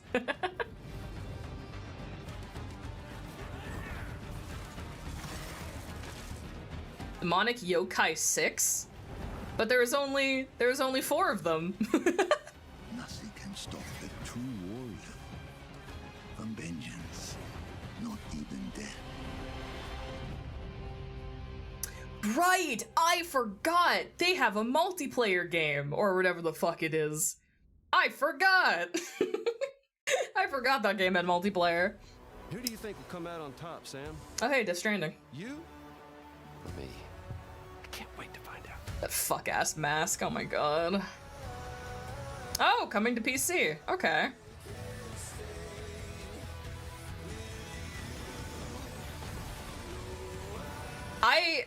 I understand and know literally nothing about Death Stranding, but I'm glad it does well. You know what I mean? Like, and it's nice to see Hideo Kojima be able to make things.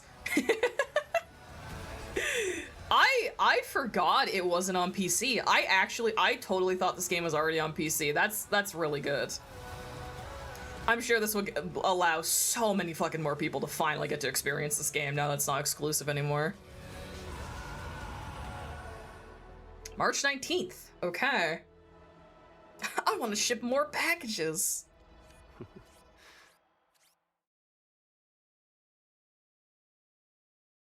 All I heard about the first was it was a walking simulator that people liked. I'm Mike Booth from Bad Robot Games. Oh, hello. Hello, Bad Robot. I feel like I haven't seen you in a really long time. Interesting surprise. Part of me thought Bad Robot wasn't a studio anymore. Good, I guess. Challenging 4-player combat sandbox. Ah, 4-player combat sandbox. Cool. I shouldn't be mean, but I don't care about these kind of games. Even if it's like, is kind of interesting in some form, I tune out. I apologize. I'm a hater. Which combines alien technology and human ingenuity to plot your best path forward. Holy fuck, is it a roguelike? Each node Wait, you're bringing me back? rewards and surprises. It's a fucking roguelike? That's kind of hilarious. Once you've chosen a node on the probability map, your team will teleport into the mission. You may have to collect mission. I love that this looks like XCOM, but if you were like actually playing as the soldiers on an XCOM map. To avoid the alien forces, I think that's awesome. and kill bots to stop you.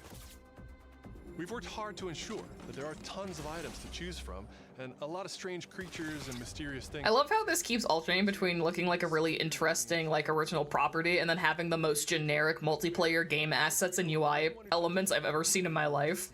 It's almost beautiful. Various enemies, weapons, items, and mission objectives. Yeah, I have a huge fatigue on multiplayer games in general. Like anyone who's been around for a while and has seen me watch many of these shows, the second the word multiplayer comes out of any mouth, I tune out. I do not play multiplayer games or these like 4-person co-op games. I am, and I'm always very honest about this, I mainly only like single-player games. I do not care about multiplayer co-op experiences. If you do die, don't worry. So long as one of you makes it back to home base, you'll be reprinted and ready to try again. I like party games and stuff like that, but that Eric Ishii? That's not a joke. Was that Eric Ishii as the shopkeeper? Probability map culminates in one of multiple boss battles. This is the Good for them. A huge geologic surveyor that scans for. Oh, it's a Rubik's Cube. Its scan fields are very lethal, creating a dynamic obstacle course of lasers to avoid while attempting to destroy the boss itself. Because the I'm getting really back into single-player RPGs to heal, much to my friend's sadness. That's kind of what I've been investing myself into, fucking RPGs and like visual novel puzzle game shit. That's all been a lot of what I've been doing for streamer. I've been looking at to stream. Something new, where every run has you yelling and laughing and saying, "I can't believe that just happened." That's why they made Night Rain a 3-player roguelike. God. True. It's easier to have 3 friends play a game with you than 4 of them. Or I guess it's easier. I guess I should say easier to have 2 friends to play with you than 3 friends. Go and fail to save the world.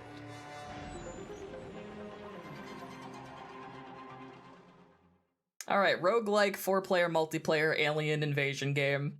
Okay. Oh, this game. I want to learn more about this.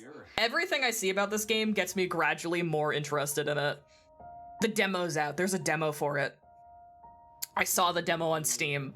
I don't know if that's what this is announcing is the demo, but I think the demo's on Steam and I might fucking play it. Is that a place on Earth? There's actually a few demos that I've been seeing this past week. I might be due for a demo stream soon. Like just maybe on Sunday if I have free time or something. I might do a big old demo stream. I want to play the Pragmata demo. There's fucking there's a couple demos. I can't even remember all the games right now, but I've been seeing a lot of demos for good shit, and I want to play them. So we might do a demo stream. I've been itching for it. Someone looking out for me. Have you played the first 2 Nihao? Now? No, I haven't. I've heard of them. I know of the series, but I have not played any of them. I need it. Stardust. Wow, that's a club in Yakuza. Deploying reinforcements.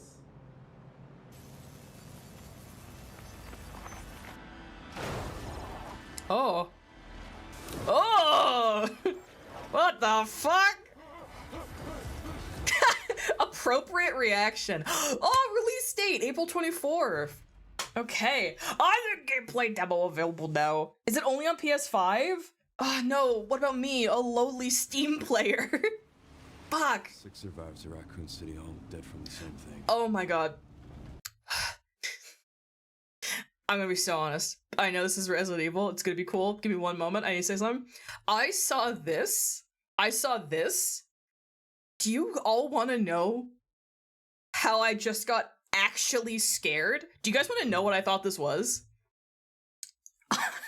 I thought they were making a remake of Heavy Rain. Just the rain and the Undercity. This looks like a bit from the game where you run down a street. Actual, real, tangible fear tightened my chest as I looked at the drugstore in particular, and I was like, there's no way they're giving him more money to make the game again, right? Like, sorry, I'm so, like, that was, I was about to get so actually mad if it was Heavy Rain, and then Leon showed up and everything got better. Anyway, I just had to, I heard Raccoon City and it was like someone took a weight off my chest. Okay, anyway. Victor purchased a building after. Look at this man! Hold on. I'm sorry, the one benefit to this not being a live stream and I'm watching the VOD is I am gonna pause at times. I apologize. I'll try not to do it excessively. Look at him! I read an article about the female staff at Capcom, like, being very involved with Leon's, like, older redesign for this game. And it was funny as fuck. I'm stepping away for a minute, I don't want spoilers. No worries. Look at him. He looks fucking so tired. The Rhodes Hill Chronic Care Center. You know what my favorite thing is people pointed out after they showed a bunch of RE9 footage during the Nintendo Direct? Is that during the Leon sections with combat, he missed all of his attacks because they couldn't show blood on the Nintendo stream, meaning watching Leon do combat in the Nintendo Switch Direct was just him whiffing every fucking shot and hit, and it was so funny.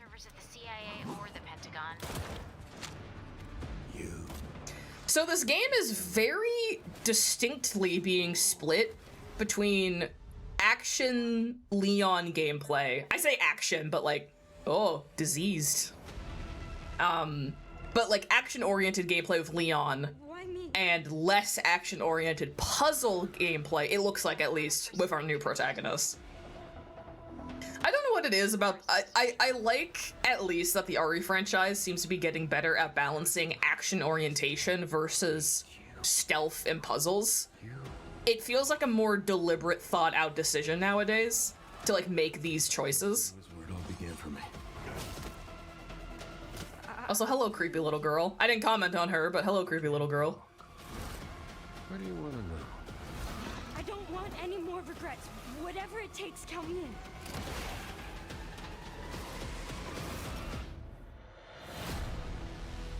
Yes, like RE6, I'm very disappointed by it, actually.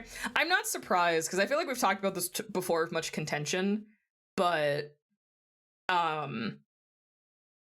they definitely, like, since, like, RE5 or 6, they've definitely, like, been trying to constantly hit that balance of, like, satisfying action fans and actually, like, being good to the fans of RE. And, like, there are fans of Resident Evil who like the action. This is a Venn diagram situation. But it'd be nice if they did a game. I mean, you could argue 7, and this is a big, like, kind of, you could argue 7 was, like, their attempt to, like, scale back on the action. I say, actively verbally acknowledging that game has some of the most crazy, ridiculous, goofy, action-oriented bullshit I've seen. Like, anything with Jack. Like, that is an action game or has very action-oriented sections. But it also had a lot of the puzzle work. It had, like, unique gameplay sections, like Lucas's Puzzle Labyrinth birthday bullshit. Like, I feel like 7 was them trying to perfectly meld the two sides.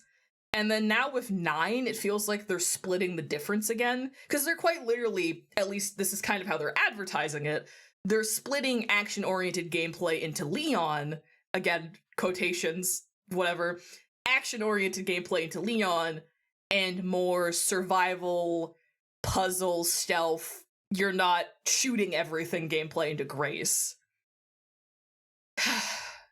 Nothing beats RE4 still. Please give Leon a break. Yeah, I said this before. I'm not surprised Leon came back because he's a very popular character. This is kind of like, this is not a Resident Evil problem to me. This is a very long game franchise problem. Because, like, fucking, like, if we want to make a comparison point for a completely different franchise that we all just experienced, Yakuza 8. That franchise is 8 games deep. They have a really bad problem letting go of the popular characters, Kiryu Kazuma being the example, and the game is made worse for it. RE9, in, like, a development writer room level, is having the same problem. They can't let go of the popular stuff because they need, with a franchise this long and this varied and this divisive across titles, they need the hook. They need narrative fan hooks that draw in as many people as possible. For Yakuza, that's kind of Kiryu. He's the iconic protagonist. You know, he might draw people in that don't like Ichiban, that kind of thing. With Resident Evil, Leon is a very, like, pop culture recognizable character. So even outside of the initial RE fan base, he has pop culture weight in the video game industry. So if you bring him back in your new game, you might lure in some people who don't typically play Resident Evil, and also free advertisement, because people love talking about how hot he is. That's not a damnation, that is a praise. But it's kind of like a writing problem, you could almost say, where it's like, they can't let go of stuff, and they don't have faith in themselves to just do something new. It's almost like they can't. You're 9 games into a franchise. It's almost like they can't. You know what I mean? Like, they think they can't. I don't think they can. I think they should. but they think they can't. So then they do this. They kind of staple on cameos and references and look, guys, we're still normal Resident Evil. Leon's here. It's a writing problem because they don't have faith in themselves to just make a game and have it be different because people will complain and they're scared. They're scared of it because they're fucking bitches and cowards.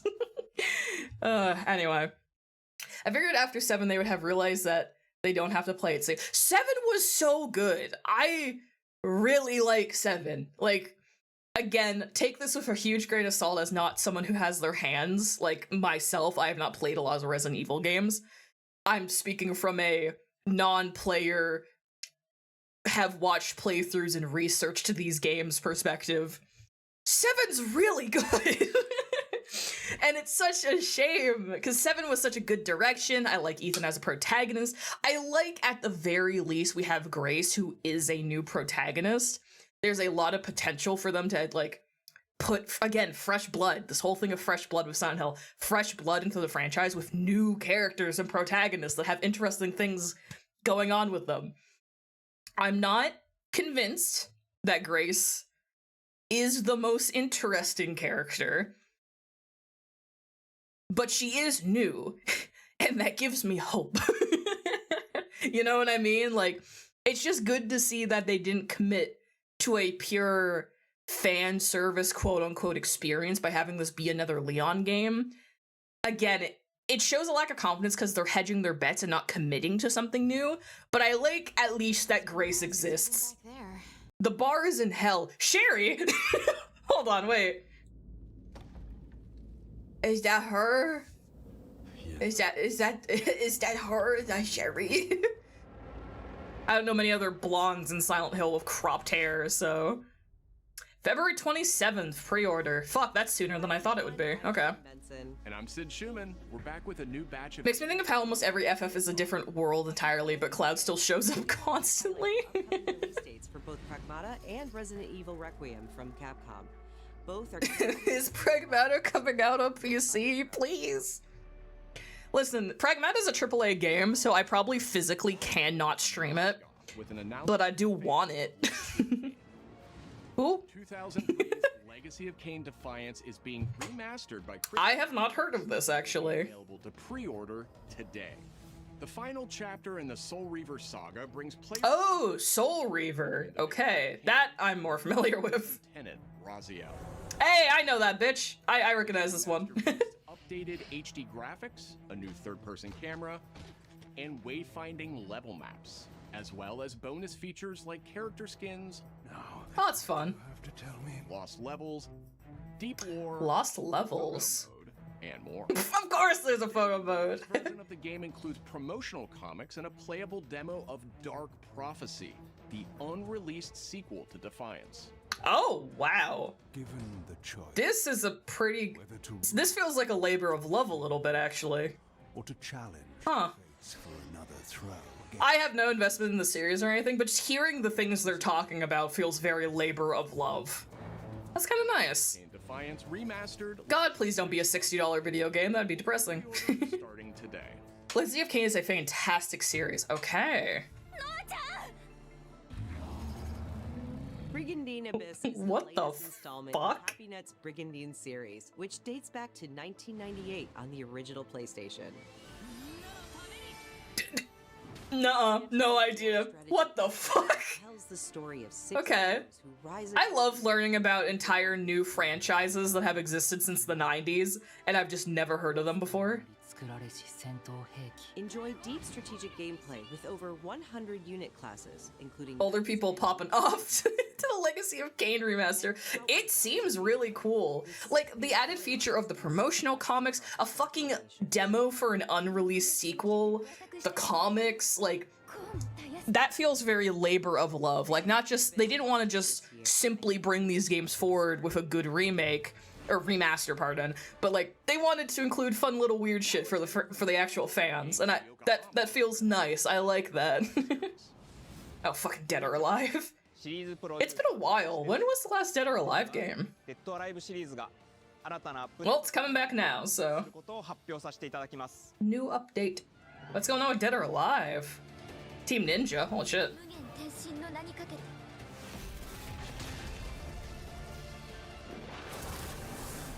Okay, is this a port? Or a remaster or something? 本作デッドアライブ6ラストラウンドは Okay, this is like a remaster or a new build of 6. So it's not 7. したキャラクターをセットにし、プレイステーション5用の最適化、新規コスチュームの追加、新たなフォトモードの追加を行ったところです。Love a good photo mode. We love a good photo mode. 今後も新キャラクターや新コスチュームの配信 And it's getting new content. Okay. を予定しています。 Trying to revive Dead or Alive 6 a little bit. I see, I see. 当日に基本無料版も展開予定ですので、シリーズを遊んだことない方 At launch? Wait, that's a free to play at launch? Huh. あなたに私は倒せない。 Okay. I have no investment in Dead or Alive, but good for them, question mark? I don't know who's popping off of this. Probably Wooly. He's the only content creator I can think of who would be excited about that. ゲームシリーズです。数多くの作品を世に送り出して、 Ah, this year marks the 30th anniversary. Are you doing a new game? Dead or Alive 7? New game? Probably not. They're not gonna revive 6 and then fucking immediately release 7. Maybe an announcement for 7 in a few years, but...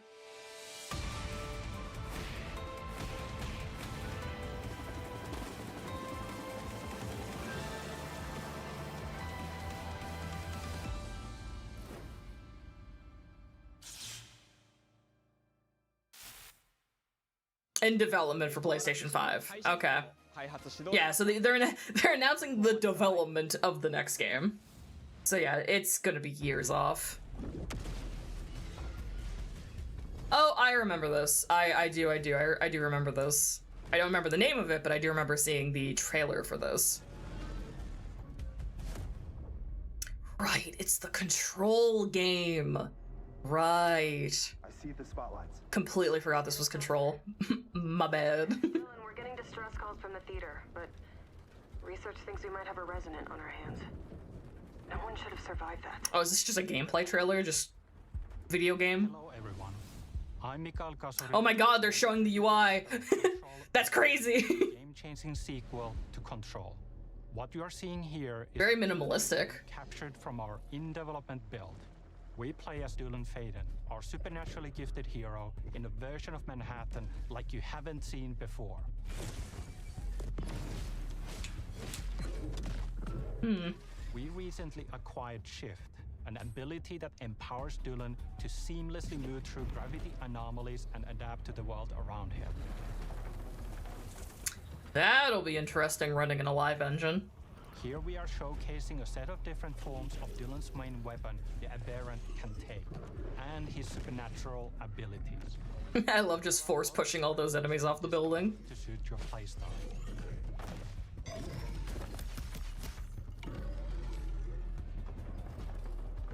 I'm seeing debuffs, I'm seeing buffs. Okay.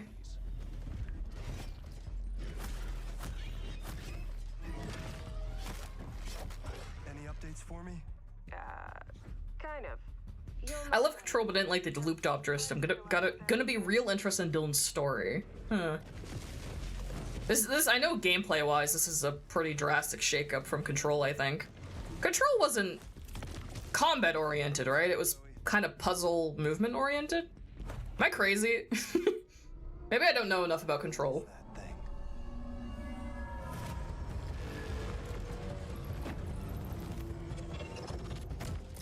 Man, you could probably do some fucking weird movement shit with this, like, gravity bullshit they're showing off. You do some goofy shit with that, I bet. Some crazy dodging and stuff.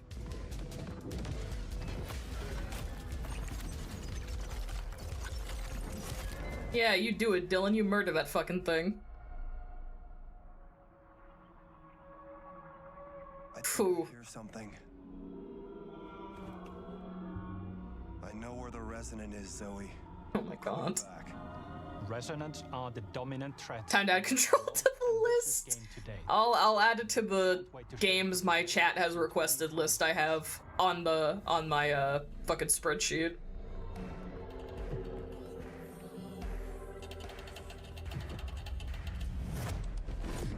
Huh. Oh my, oh boy.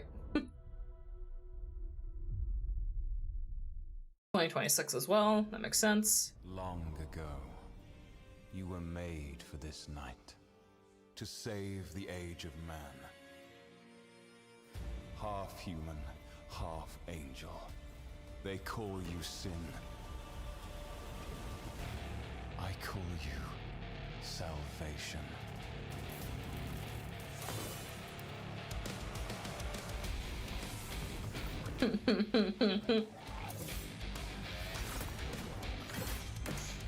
Okay.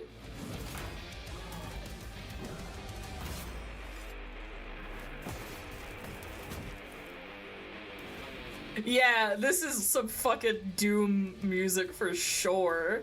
That's kind of why I laughed. I was like, is this just medieval Doom in like the best way possible? It's like the undead instead of monsters from hell necessarily. Oh fuck yeah. Yeah, pop your devil trigger, fuck, or your angel trigger, I guess I should say.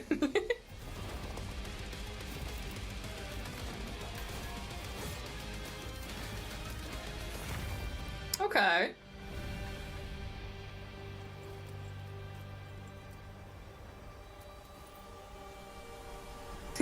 Give me the biggest sword. Crimson Moon, okay. Or probably monsters, okay.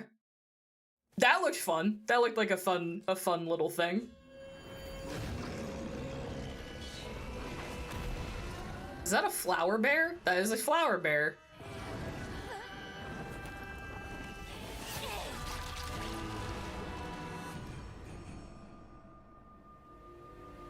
Oh fuck, is this Game Freak's new game? Okay. Right.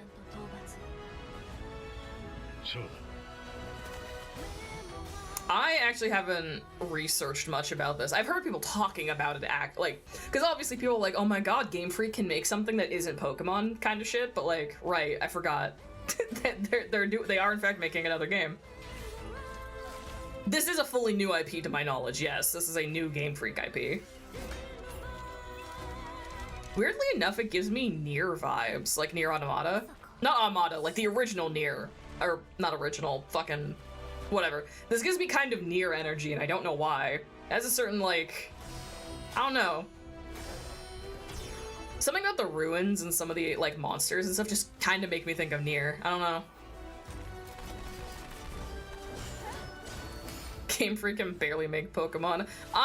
If this game is in fact like good, solid, refreshing, I'm willing to bet, even before this game comes out, I'm willing to bet, given the amount of seeming like passion, creativity, and competency we're seeing out of this game, in its current form, like promotional material, if it is as competent as it looks, I'm willing to bet Game Freak wants to fucking stop making Pokemon. They've been trapped doing that, for fucking how many years now? I could imagine, and this does not excuse the games being bad, mind you, of Pokemon, like the quality drops and issues or anything.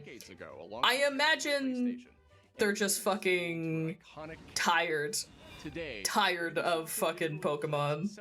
Oh my god, Rayman. 30th anniversary edition. Oh my god, hi Rayman.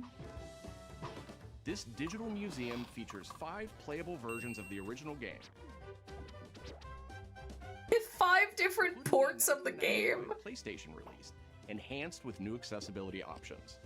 Huh. Discover the secrets behind Rayman's development through a long-lost playable prototype, restored for the first time. Plus, I like that. I like fucking remasters and ports that have fucking like actual interesting bonus content in them. I like it. I like that they're doing that. Rayman 30th anniversary. I like seeing the concept art collections, or like the behind-the-scenes footages and documentaries, or the playable demos and prototypes and shit. That feels like effort. That feels like the people doing it actually give a shit about the game. Creators of Shovel Knight.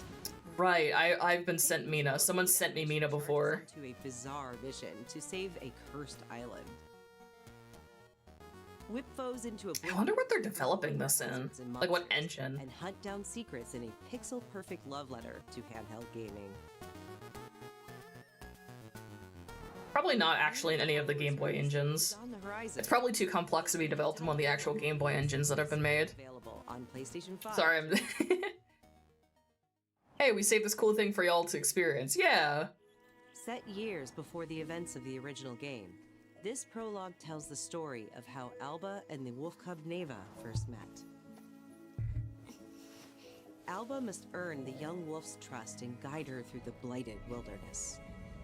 I feel like I remember seeing this in the past. Together, they will face new enemies and endure perilous trials, while confronting a monstrous force that threatens to tear them apart. Players can look forward to using new gameplay mechanics and As you betray me, so what I miss. Not much, not much. Neva Prologue launches February 19th. Up next, a tactical stealth action title from Shueisha Games and Acquire. Oh. A team with ninja credentials dating back to the Tenchu series.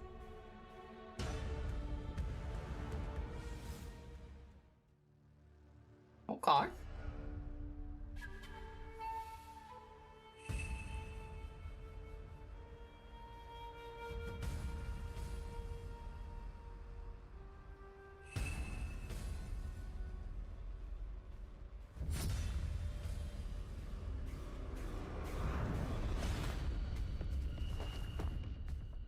Although PlayStation gives so many new IPs platforms to blossom off of, yeah, like what we were saying earlier, where like, despite the issues of the wider industry, PlayStation weirdly is quite good at actually trying to showcase new shit from like smaller teams and everything. Like, I know obviously like ninjas and these kind of aesthetics are very common in the industry right now. We've seen already like what, 3 other games that kind of use them, but for me it's less the aesthetics of the game necessarily and more so just like the representation of studios and genres. It's kind of nice. Also, welcome back from ads. I wasn't paying attention. I didn't know his ads were gonna start. My bad. Oh, hold on. That looked bad. Smirks to myself. That was bad. Hold on, look at this. Look at the way these characters slide across this fucking floor. Look at, like, I don't know if it's better to go frame by frame or just play the animation again. Oh, that is not correct. Their speed of movement and how much distance they're traveling does not match the animation, so it gives the impression that they are sliding across the floor. Sorry, that's just, I haven't seen that. They're ninja sliding. I just haven't seen that in a game in a really long time. I guess, I mean, is this even if this is gameplay footage, that almost makes more sense than if it was animated for this preview. Oh, sorry. This is like a phenomenon I haven't seen in an entire generation of video games. So I'm like, it's like seeing a goat, or like a unicorn. I'm like, wow. I thought they were extinct. It's just, this is why you have to be so careful with your animations and movement speeds. Like, you have to sync your fucking animation speeds to the actual speed your characters are moving, or you get janky, floaty looking shit like this. Oh, it looks so bad. It looked really bad. Anyway, the rest of it looked fine. Just that one shot in particular looked fucking awful. Anyway.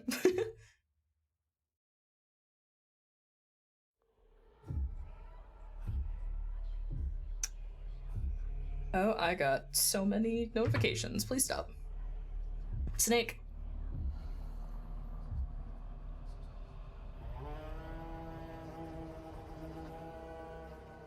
Huh? We are the children of water, born of the goddess. You filthy creatures, faithless, soulless. This is based on a novel series? Montreal! Craft in Montreal! Woo! How dare you stand in the way of purity? Montreal, the cheapest place in Canada to open a game studio.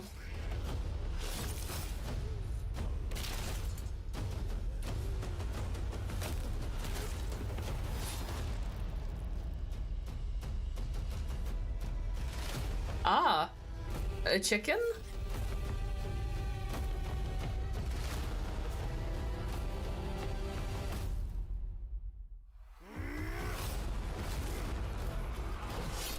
Oh, is this is Destiny Warriors style, right? Like large mob combat?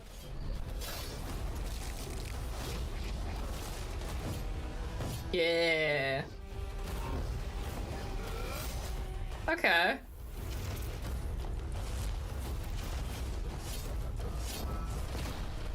This is just such a...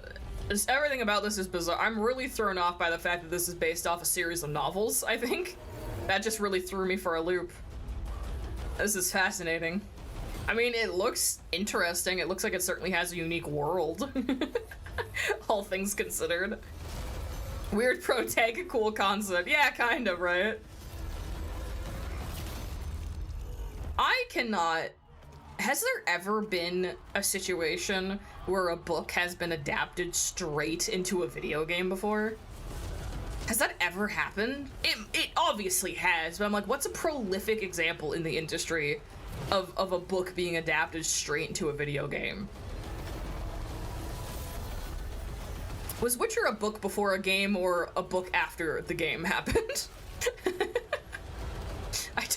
I don't, yeah, without a movie, like just book to video game and nothing else.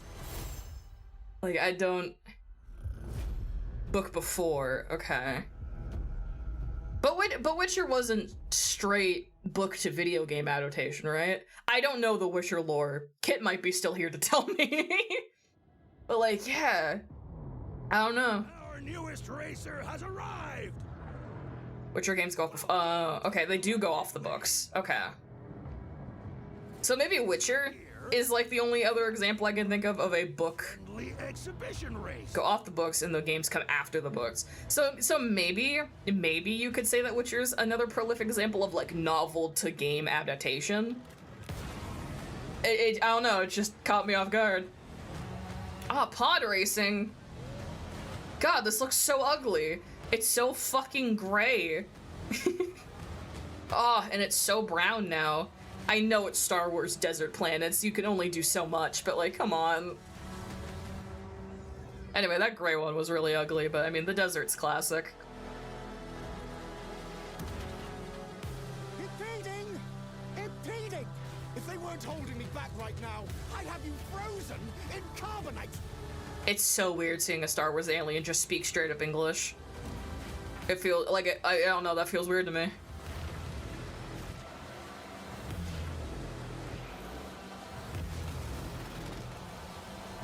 Okay, there is some actual diversity in the maps, at least. Star Wars Galactic Racer. Okay.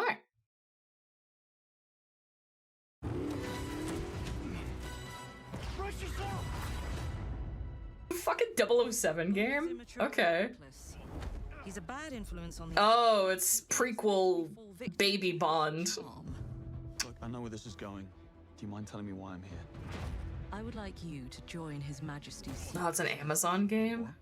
I know all about your experience in Iceland. I strongly believe that there is a need for such heart and intuition in modern spycraft. That's the very reason I'm bringing back the Double O's. Need I state the obvious? He is not ready. Jibs, the service is over. You're a rare breed, Bond. I should be interested to see what you do next. 009 will employ every manner of subterfuge to avoid capture. Try not to draw attention. Metro. Fuck, no, you're right. Metro's a super prolific example of booked game adaptation. No, you're right, Metro. The kind of guy who knows what he likes. So you won't do anything stupid? Of course not. I'm not an idiot. Agents have very short life expectancy. And And if you do get caught, we will deny ever having heard of you. How does that sound? When do I start? That sure is a video game.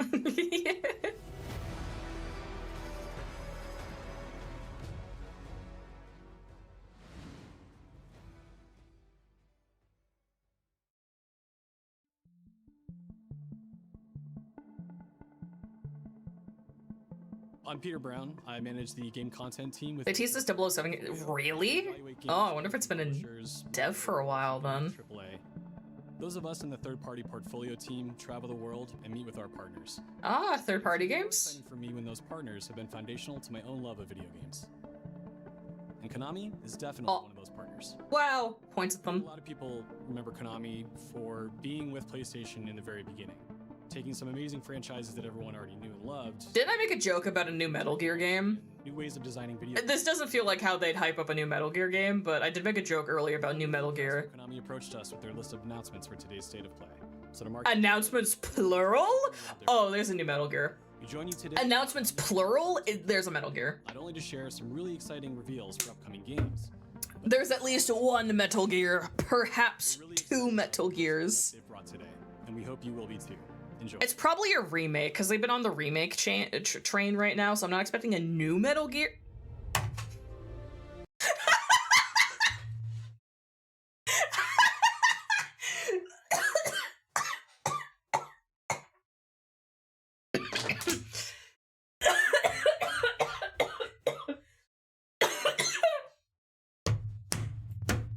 Oh, fuck me. Oh, awesome. Yeah, for sure, man. Yeah. So Metal Gear, am I right? Fuck. I like laughed with her like in such a way that hurt my chest, and then I started choking on like air. Like first I strained myself from how hard I laughed so suddenly, and then I choked, and oh my god. Alright, anyway. What's up, Metal Gear? Oh, Master Collection. Okay. Oh, Peace Walker. There's one more thing I must do. One last punishment. Okay, I'm gonna shut the fuck up so I can recover, but oh, cool. Outer Heaven. He's taken command of this immense army and is now preparing to unleash an insurrection. Oh my god. Liquid's goal is to seize control of SOP, the Sons of the Patriot system that controls the soldiers. Will you do this for me? Will you terminate Liquid? Gotta fucking kill that guy. When all of this is over, you'll have no choice but to accept death. This is my final mission. So people are gonna get to experience the microwave hallway in the year 2026. The microwave hallway. Any means necessary. Just stop Liquid. Did you hear that? Oh, that's fucking iconic. Liquid! MGS4 is finally off PS3. Yeah. Because I knew where my loyalty belonged. To Big Boss. They're bringing nukes into Costa Rica. Oh, God.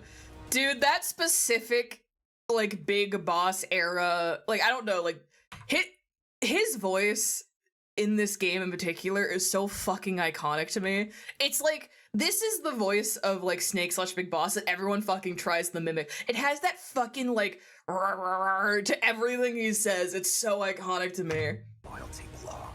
It sounds like he's chewing on concrete constantly. Nukes. They're bringing nukes into Costa Rica. Costa Rica. We are not allowed to bear arms. He's just chewing. He's chewing those letters.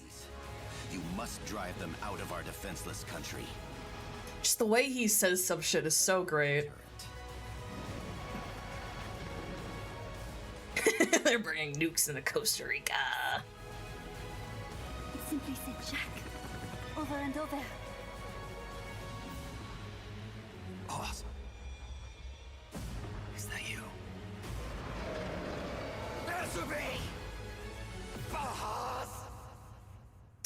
Peace Walker is good to see, because I feel like not a lot of people have played Peace Walker.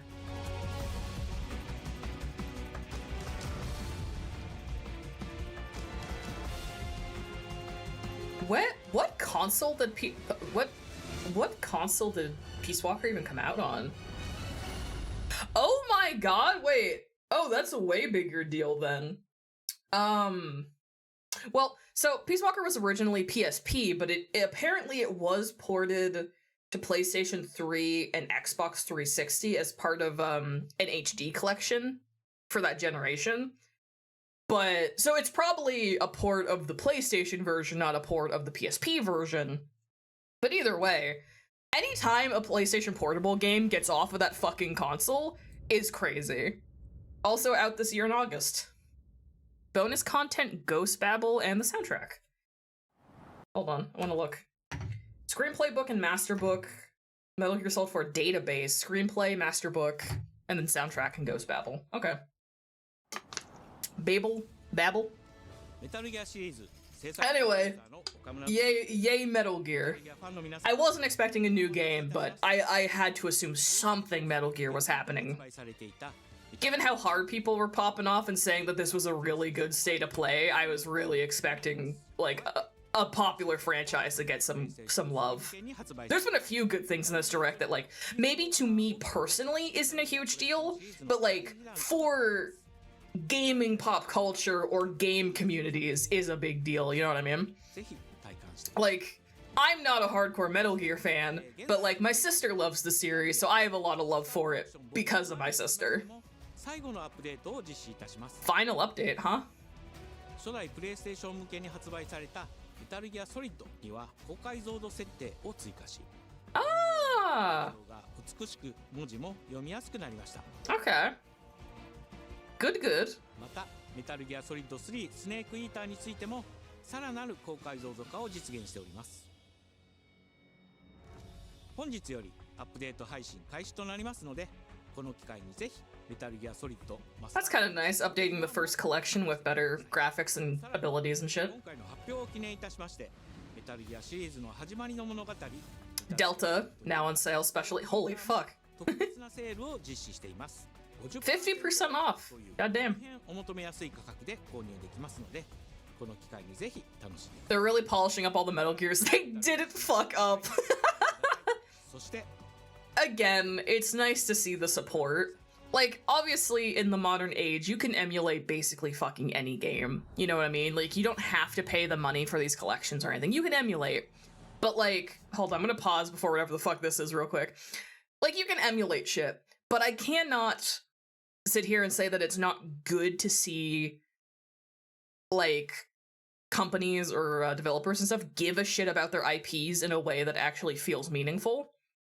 Like the Rayman shit or that other remaster, the Legend of Kain remaster, like, stuff like that, you could argue or say that well, I agree, actually, a lot of times it can be money grabs or, like, rehashing old shit instead of making new shit, obviously. But in terms of preservation and the actual upkeep and improvement of getting old game resources, this shit can still be a really big deal. Obviously, emulate shit if you don't want to pay money for this shit, but in some circumstances, I want to be able to appreciate that companies actually still give a shit about their games, you know? What the fuck is this? Is it a rat? Tentacle. No fucking clue. No sweet clue. What is this a crossover with? Oh my god. Tribute to Snake from an octopus.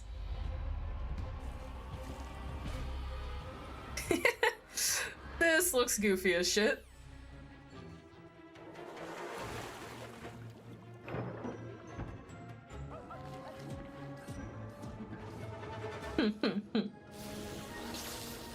Okay.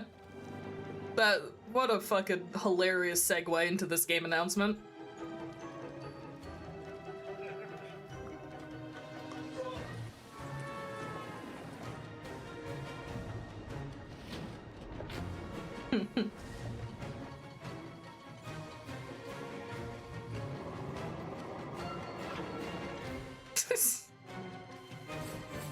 I love octopus. This is very Abe's Odyssey to me, Oddsworld or whatever. Something about it very much that that vibe for me. Put it on the list, Mr. Streamer. Oh my god, Noel, you're here just in time for the Castlevania announcement. It's the only announcement I knew about in the State of Play was Castlevania. By the grace of God, the King of... Alright. So this is whole new IP, or not IP, fuck me. New, it's not a remake, this is new, right? I have to wait till I see the title, see if I recognize it, but this might be new. This is just new? Awesome. Good. There's been a lot of remakes and shit for Castlevania, ports and everything, which is why I was like, I don't know if this is just a remake or if it's new shit. Good, I'm glad. Fucking new mainline question mark Castlevania game. Very stylish. I like Big Wolfman. Hey, I like Big Wolfman. I like that. I like him. He's probably not a character, it's just a boss, but I like him. Whoever that is, I like that. Trevor Belmont. Oh, hi, Trevor's fucking alive? Goddamn. Last of House Belmont. Okay, that's so funny because that means someone sends Trevor a letter to clean up some Dracula bullshit, and he goes, no. He goes, no, I will not. He gets a letter being like, oh, Trevor Belmont, help us, and he goes, no. I'm old. Is that a woman Belmont? I don't know. This is very stylish. Sorry, I just want to appreciate the 2D cutscene again. Or art, whatever. Whether it's in-game or otherwise. Trevor Belmont. Last. I don't know, like, just given this shot of her, it's not giving, I don't know. Let's see. I don't know, maybe they'll explain, maybe they'll talk about it more after. Hold on. Let's not get ahead of ourselves. They might literally talk about the game a bit. Belmont's 2026 this year, PS5. Oh my god, be on fucking Steam or I'll kill you. Be on PC or I'll fucking kill you. Hey guys, I'll kill you. Tell me about it. Tell me, speak words to me. The first title celebrating the 40th anniversary. So you're saying there's more? Several collection titles, yes. But now you're making a whole ass new game. Awesome.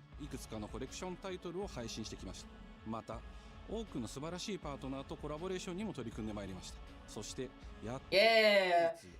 Damn. So you know how people huff copium when a dead franchise, no, I'm not calling Castlevania dead, pardon the word, but you guys will know what I mean. When a dead franchise or like a dormant franchise starts suddenly having a lot of crossovers or title ports happening, you know how when that starts happening, people start huffing copium that, oh, a new game is coming because, you know, they did a Dead by Daylight collaboration, you know, shit like that. We can never make fun of those people ever again because it just happened with Castlevania. It was like a 3-year fucking long con of ports and collections and crossover content. It was a multi-year long con. They are literally saying it was to drum up hype for a new title and make new fans happen. We cannot make fun of those people anymore because they did it. They did it. Castlevania did it. They did the thing. Always have hope. What's that joke? What's that thing? Never kill yourself or whatever? That. Never kill yourself. He's okay. Sorry, not to get hung up on Big Man. He's throwing fucking crucifixes. Which is why I'm like, is he just a boss or is this like a character? Cause like, I want him to be a character. Ooh, I like these bosses. I like that they're big fucking monsters. I know Castlevania's big monsters, but I like that they're fucking half the screen and shit again. I like it. But we can make fun of Kingdom Hearts fans. Don't jinx it. Listen, they could show a Kingdom Hearts 4 trailer before the end of this fucking State of Play, and then it's egg on all of our faces. Okay, so we watched... Anyone who wasn't here, we watched the Silent Hill transmission before this. This is the trailer for the new Silent Hill game, Silent Hill Townfall. This is probably just the trailer. We saw a bunch of, like, development behind-the-scenes stuff. This should just be the trailer. We finally got the new Pro Tag reveal. We actually get to see his face.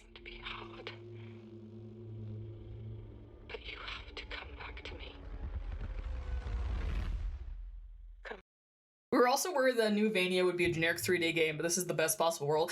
I personally always foresaw that if a new Castlevania came out, they would nostalgia bait by making it classic, like Castlevania style. I was never in fear of a fucking... What was that Wii game? The fucking Wii game with the over-the-shoulder camera or whatever the fuck. I don't remember the name of it, the one that was supposed to be like a soft reboot or something. I think that was a Wii game.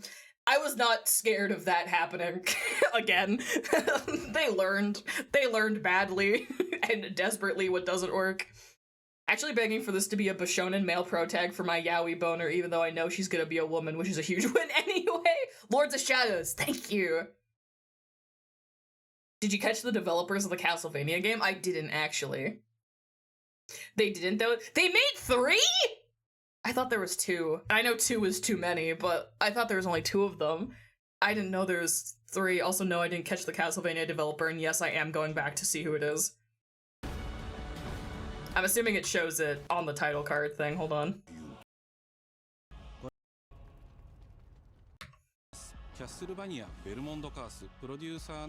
Did they say the developer? Did they say? Is it just Konami? Like, they say? Hold on. I'm sorry, I don't want to listen to your sweet nothings again. I'm so sorry. So it's 2026, coming out this year. Nope, I don't think they showed the developer. Anyway, Silent Hill trailer time. This is a repeat for anyone who was here earlier in the stream, but I am just gonna watch it again for anyone who's been showing up later. Because I think this is a cool trailer, and I'm kind of interested in this game. I want to watch it again.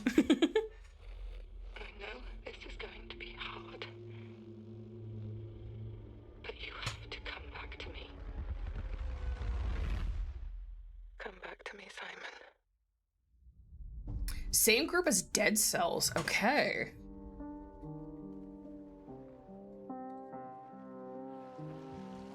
I missed you, Fog. I love you, Fog.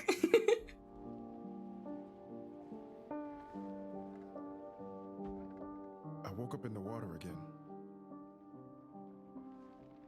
But this time it's different. I love the fucking Silent Hill fake out. It's so silly, but I really like it.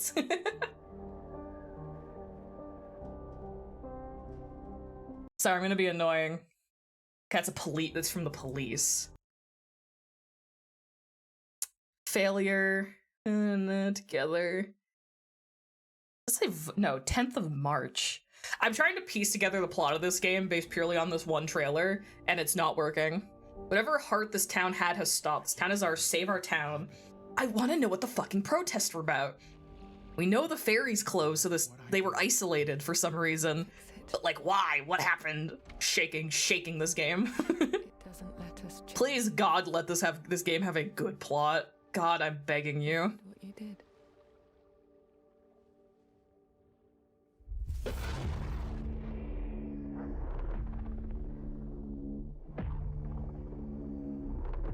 Now that I know that this game is by the people who made Stories Untold, I weirdly do have a lot more trust in them.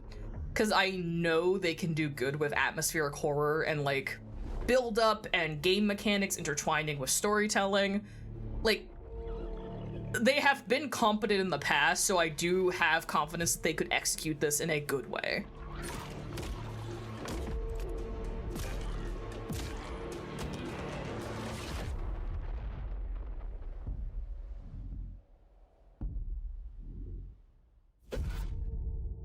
is also a 2026 game. I hope they give the fucking, oh my god, release date. I want the release date for this game as soon as possible, so then I can make a hole in my schedule for it, assuming it's not 90 Canadian dollars at launch. Like, if this game is 60 Canadian dollars or cheaper, I do really want to play it. If it's full fucking AAA game price, I will be mad. But if it's AA game price, I might take the hit to try it. Unpopular opinion, I miss when games took place in Silent Hill. I know it limits creativity of future installments, but it's just weird to me that the phenomenon is not, like, bound to location anymore. Why not make it a different game? Brand awareness. Please be AA game price. Like, I'll pay money for it. Just don't make it 90 Canadian dollars or 100 Canadian dollars like Silent Hill F is. Ah! I do get the sentiment of, like, why isn't the Silent Hill games taking place in Silent Hill anymore? But also, I'm lame and lackadaisical. And I'm just happy there's cool new horror games from Konami happening. Because I know the lore of Silent Hill. I know that logically it makes no fucking sense for the Silent Hill phenomenon to happen outside of Silent Hill. And technically, with this game, let's say Townfall in particular, this isn't the Silent Hill phenomenon. It's just a man being tortured, which is Silent Hill, but you know what I mean? It's not the same aesthetics. It's not the same bullshit of, like, Alessa's bullshit, for example. But I'm just happy an interesting horror game is coming out. I don't care if it's called Silent Hill or not. A world shrouded by light. Oh, right, we're still in the Konami announcements. I got so caught up in the joy of Silent Hill again that I forgot more games were happening. What is this?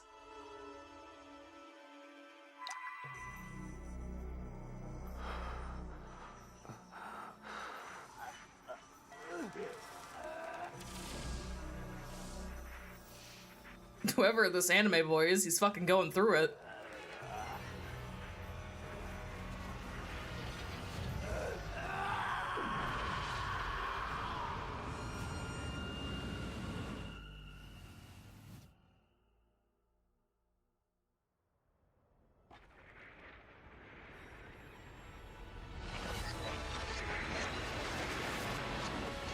Might buy it on 50% discount a year from now. That's kind of the mood, huh? Hey! Ash, come on! Let's begin our journey. Okay.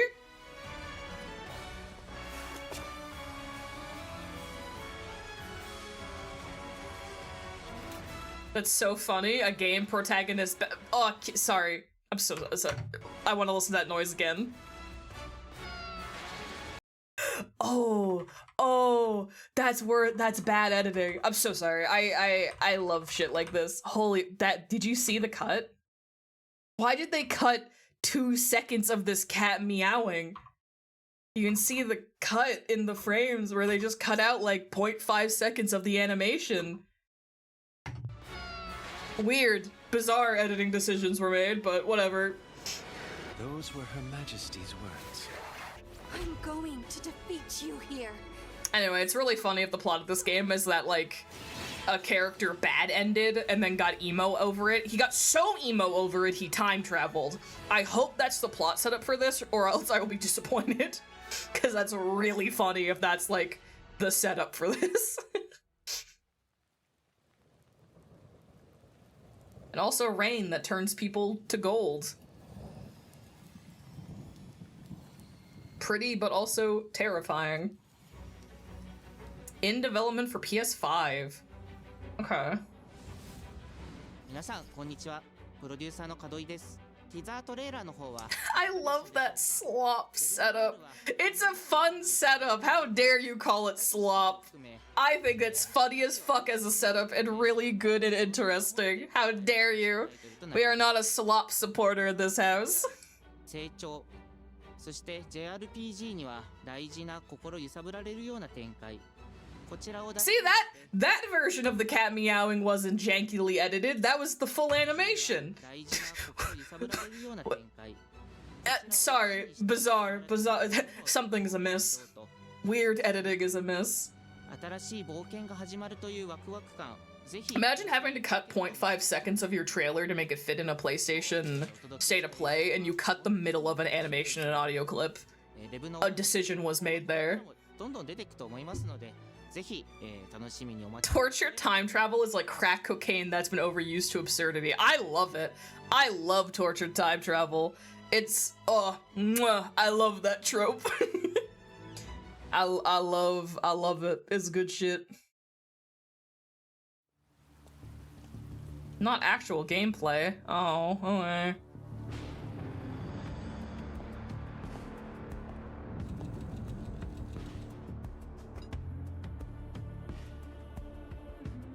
A man with your skill set must Fucking John Wick. move unconstrained, unrestricted. Listen, Keanu Reeves is a very recognizable man.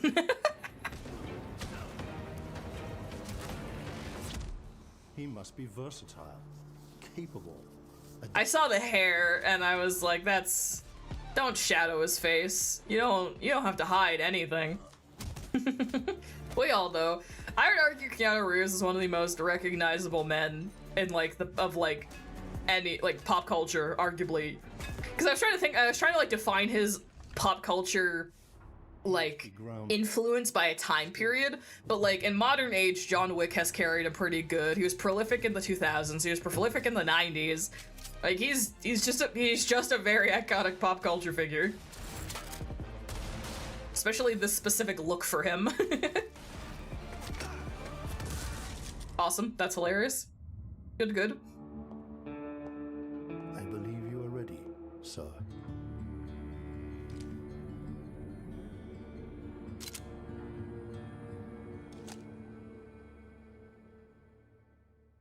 Yeah.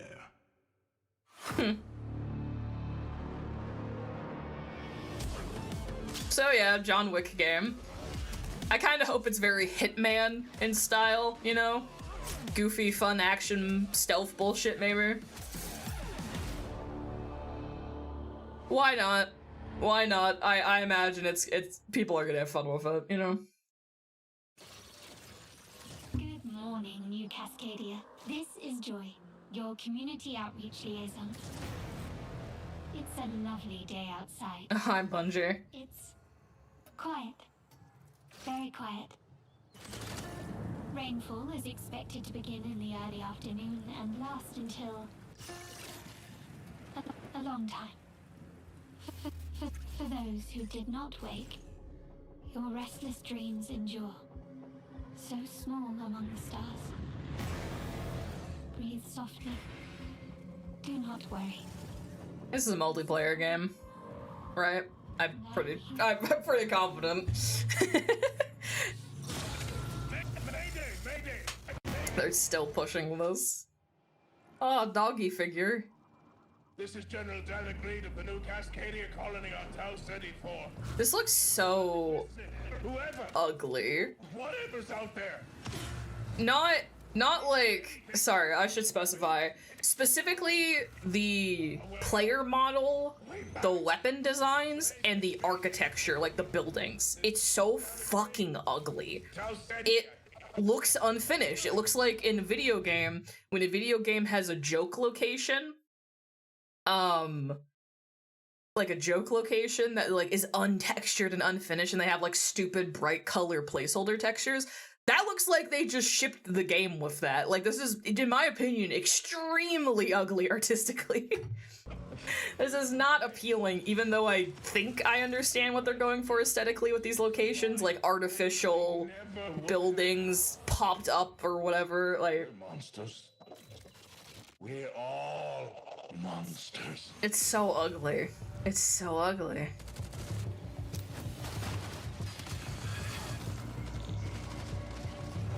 If this was a toy soldier game, it would make more sense. It looks like toys, you know? It sucks because I love the setting and story of the original Marathon games. Yeah.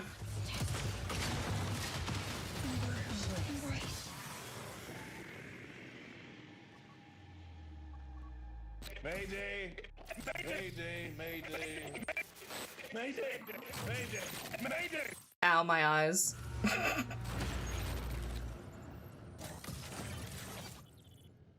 Server Slam, open preview weekend. I see. I was about to say, why are they advertising the game again, but that would explain it. Hey everyone, my name is Joe Ziegler and I'm the game director on Marathon. Today we're excited to announce our Server Slam from February 26th through March 2nd, where you can join us on Tau Ceti and help test Marathon on PlayStation 5 and other platforms. Our Server Slam features an introduction to the survival gameplay of Marathon, giving you a chance to explore the dangerous world of Tau Ceti and unlock rewards for the full release on Thursday, March 5th. For all PlayStation Plus... Swear to God, if you flash that screen at me one more time, I'm skipping the rest of your fucking section, I swear to God. I swear to God, if you fucking flash more bullshit at me, I'm gonna leave. From everyone here at Bungie, thank you for joining us on this. I'm gonna pop a migraine at this rate, unironically. Starting February 26th. Marathon 1 and 2 have such an interesting Icebreaker story you can scrape the games for. And then I'm assuming that Spirit is not upheld it in this one. Ah, yes, Concord 3. Alright. And I'm Kristen. Thanks to Bungie for that new look at Marathon, coming to PS5 on March 5th with the Server Slam running February 26th through March 2nd. Now let's check in on what's coming to PlayStation Plus over the next few months. Wow, PlayStation Plus. Spider-Man 2 swings into game catalog next week. Developed by Insomniac Games in collaboration with Marvel Games, be greater together as Peter Parker and Miles Morales. God, Peter's fucking redesign pisses me the fuck off every time I see it. Every time I see Peter Parker's redesign, I get so annoyed. I still haven't played this game. I haven't had the opportunity to access a PlayStation 5 to play it, so... I really like the first game, the original. I really enjoy that. I had no opinion on this one other than I'm pissed off at Peter's redesign. Fan favorites over the next few months. Why'd they redesign him? So they redesigned him twice, actually, if you haven't heard about this. There's the original design. That was kind of like... It was original, but it was like a fusion of a few different things. And then, when they ported the game to PS5, they redesigned him to look more like... Tom Holland. They made him look more like Tom Holland, so he was a more baby-faced kind of Spider-Man looking a little bit. You can find, you know what? PS4 Peter redesign. Can I find a side-by-side? Oh, here it is. Here we go. Here we are. For anyone who has not heard of this, here we go. On the left side is the original Peter from the PS4 launch version of the game. And on the right is the redesigned Peter Parker for the PS5 port of the first Spider-Man game. Then they designed him to look like the voice actor. His voice actor is Yuri Lowenthal. I don't think... Does Spider-Man 2 Peter look like Yuri Lowenthal? One sec. Spider-Man PS5... Spider-Man 2 PS5 Peter. Can I just get a look at his face? I need to pull up a picture of Yuri Lowenthal. Oh, he's so ugly. Hold on, let me look. He doesn't look that much like Yuri. Yuri is like an older guy now, so he does not look that much like Yuri to me. I mean, no. Like the face shape, that's it. He doesn't have Yuri's nose or eyes, or obviously Yuri's an older man than Peter's character, but no, he does not look that much like Yuri. If they said they redesigned him again to look like Yuri, they're fucking lying. I mean, he does kind of look like an older version of this design. Like, it does look like they aged up the redesign. But to me, these are three different, like, Peter Parkers, you know what I mean? I like the original the most. And as you can see, when they updated the model in the PS5 version, it looks uglier, because they had to re-render and refix everything to be the new model. But I'm assuming it was kind of a hack job. And it sucks because this model doesn't match Yuri's voice acting. So there's a really emotional scene towards the end of the game, which I know the game's been out for a long time, but I'm not gonna spoil it. There's a really emotional scene where he like takes the mask off and he's yelling at someone. I watched someone ripped that cutscene after this like port came out with this Peter Parker. The scene's awful. The animations in the face don't work because Yuri Lowenthal was mocapped for the original performance, and he was mocapped with this model in mind. So when they completely redid the model and like redid everything for the model, the mocap doesn't work right. Like all of his expressions are like muted, you know what I mean? Like whether they hand animated the face or tried to make the mocap transfer to this new model, I'm not quite sure how it would work on the back end. It looks worse. It's so much worse.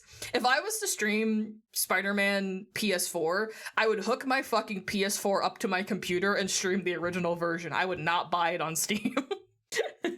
Anyway, huge tangent aside, they made him so fucking ugly. Fantastic fighting game that originally released. Made that man so fucking ugly, and for what? Visit this handheld classic in March.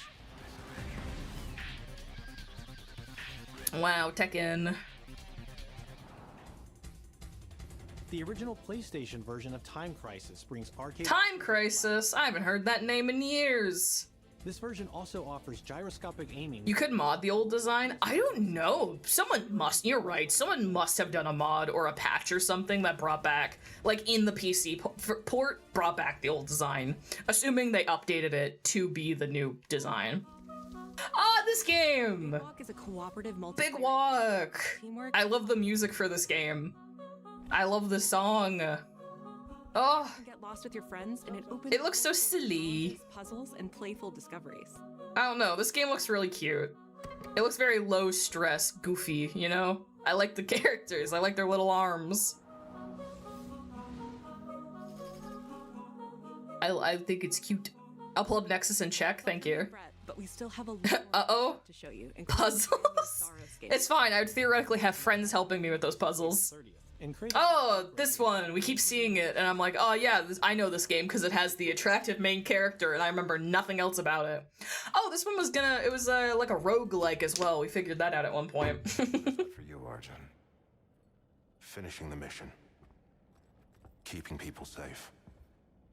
Oh, Arjun. I know you better than that. Hey everyone, I'm Gregory Loudon, creative director at Housemarque. It looks interesting. I like that it's like a roguelike bullet hell. PlayStation 5. You know? Like, You step into there's some interesting nuances to what this is brilliant Rahul Kohli, that I think will be fun to play. planet of Carcosa. As you encounter I feel like I've seen so many trailers and previews of this game and shows like these, but like I feel like I still understand so little of it. death only means that you will come back stronger. Goop. Welcome to the passage. You are not on your own. Interacting with the survivors of Echelon 4 will help you understand the mysteries of Carcosa. I can't believe so many are gone. They didn't all die. Some of them changed. This is Primary, the voice of Soltari. Here you can engage with our permanent progression systems. Ah, yes! And acquire The tree! The tree! With Carcosan modifiers, you can adjust your experience by, for example, Fucking modifiers. Oh my god. It is. It's just a fucking roguelike. Oh, life is beautiful. challenge level.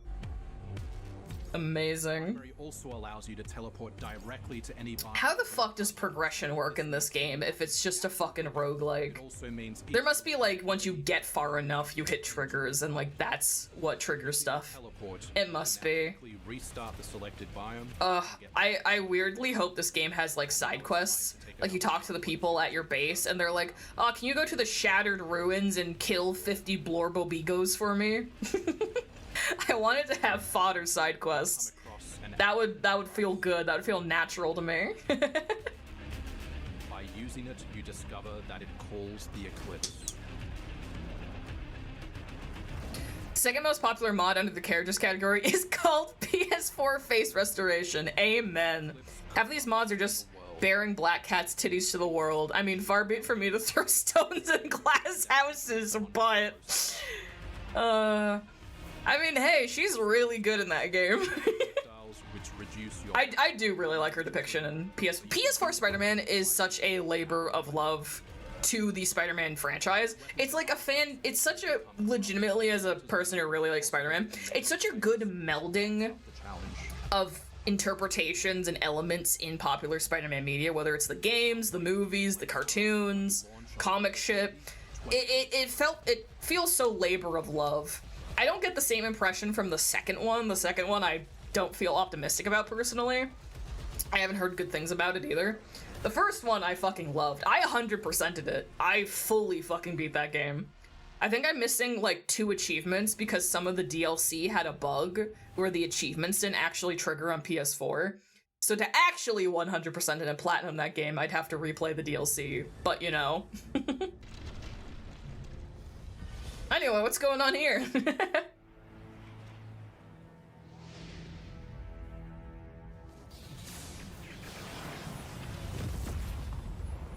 The air trembles. Mother Earth herself senses the coming battle. The world may hate us, we still have to save it. A true team is unbreakable! You cannot Sorry. The storm. That did not go where I thought it was gonna go. What the fuck? Anyway. Beat him up, get his ass, kill that twink. Oh, magic. Ghost Rider. Limbo is waiting, and I'm starving for I like that they have the voice actors. That makes me happy. I like when character introductions for shit like this have the actual voice actors included. It makes me happy. Wolverine. Show you how the X-Men get it done.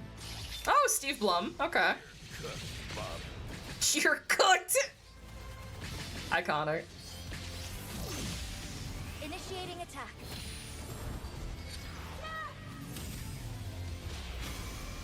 I am all that remains of Shi'ar technology. Who?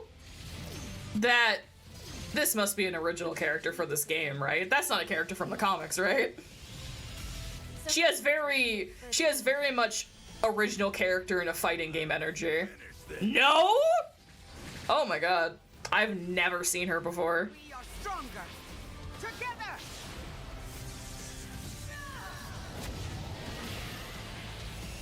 Wild.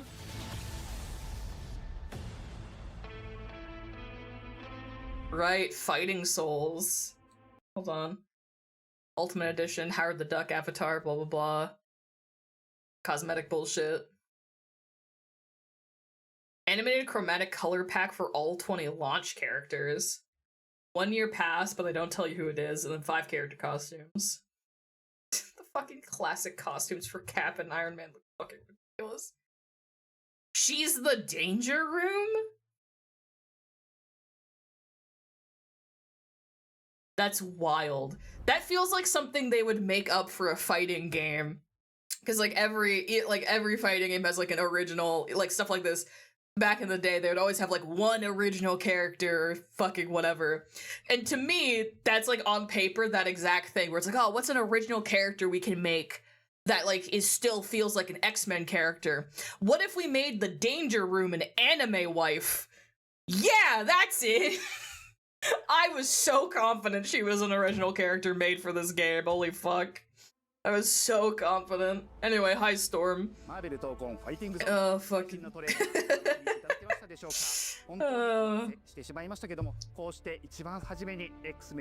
New X-Men. Yippee! We're super stoked to. When will a fighting game be fucking brave enough to put Professor X onto the roster? I want to run over bitches in my wheelchair and be bald. A lot of cameos in the back of the Xavier school. Oh yeah, there's Iceman. I saw Colossus. I saw Professor X. I saw Angel, Nightcrawler. Have armor on them, so he's literally going to be able to shred through opponents' attacks.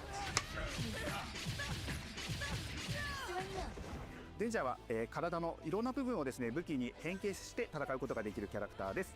She's trained the X-Men over years through battle simulation. So as a zoner in this game, she's It's so fucking funny they just made the Danger Room an anime wife at some point. I guess in the comics she wouldn't have been an anime wife, but you know what I mean? Like they just made the Danger Room a lady. ユニバース闘魂オリジナルストーリーの映像を含めさせていただきました。マーベル闘魂ファイティングソウルズ20キャラクターのプレイヤブルを実装しまして、2026年8月6日に August 6th. Got a release date. open next week, so please check out our variety of editions and goodies, and we can't wait to share with you some more info. Please check it out and stay tuned. Oh, I hope it's fun. It looks pretty tight and very stylish, which is half of what a fighting game should be, so... Is there more? Oh, fuck me, is it over? How much is left? I'm scared to look at the time bar. Oh, fuck off, is it God of War? I don't care. Leave me alone!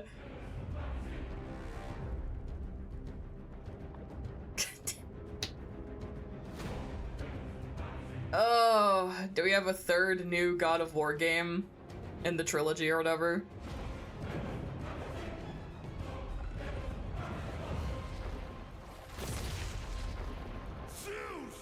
Oh, right. Wait, no, look. Wait, I'm trying to remember the plot of the games. Hold on, give me a minute. Right, is this your support trilogy? That's less offensive to me than finding out they're already on the third. Okay, awesome. Thank you so much. Awesome. That's all I needed. Fuck. They're fully remaking the original trilogy. What's happening, people? It is Hello. GTC. That's right, the original God of War. Yeah, I'm back, baby. That's kind of nice. Bring you some So instead of re-recording everything with the new voice actor, they're bringing back the OG voice actor? Happy and excited to finally confirm that the Greek trilogy remake is now in development. In development, okay. I know. Sit down. This project is still in the early stages, so it'll be a minute before we get back to share another update, right? But I'm telling you, next time we come back, we coming with something big, baby. Yeah. And in addition, since we're approaching the last few months of God of War's 20th anniversary year, we couldn't let it close without one last surprise. Now, this announcement is a passion project that will let you experience God of War's signature brutal combat, rewarding exploration, and heartfelt storytelling like you've never heard it before. I'm telling you. That's all you get. So, thank you for 2 strong decades of support, and we can't wait for you to see what we've got cooking to keep the next 20 years surprising, fresh, and fun as hell to play. Okay. All right, you can watch it now. Go. Why are you still here? Go. Can't wait for new people to see what Greek Kratos was all about. That'll be really funny. Seeing how fucking deranged he was. I hope, before this starts, I hope when they remake them, since sounds like it's a ground up, like full remake of these games, they better not have the audacity to try and rewrite how fucked up Kratos was. Because, like, I mean, in the new, what I'm gonna call the new trilogy, even though it's only 2 games right now, I'll be shocked if there's not a third one, but I don't actually know how this... Anyway, in the new games, they openly acknowledge, and, like, so much of the new games' storytelling is about how Kratos is trying to move on and, if anything, be better than he used to be. It'll be such a disservice if they remake these and they try and soften any of the fucked up shit he did in those games.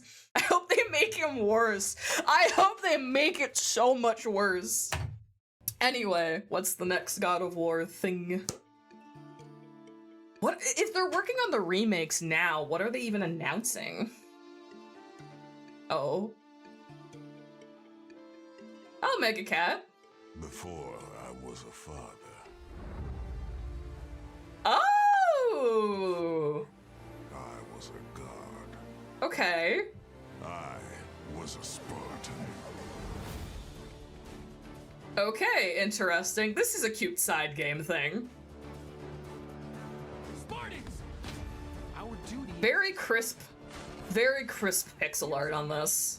I'm taking a gander, I'm looking, I'm peeping. Pressure attack! Don't relent! Never on our backs! Never left behind! Always united! Ads. This is such like classic side game, you know, third-party developer thing in the best way possible. Like, just a goofy, fun passion project that like loosely ties into the lore of the series. It reminds me of the 2000s, early like 2010s. Be ready for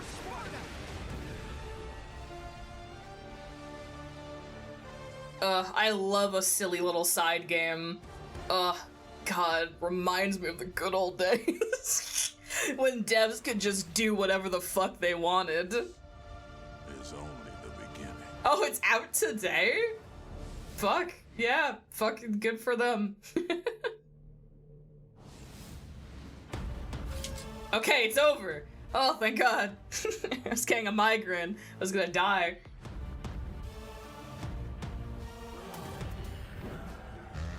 Well, I will say that was good.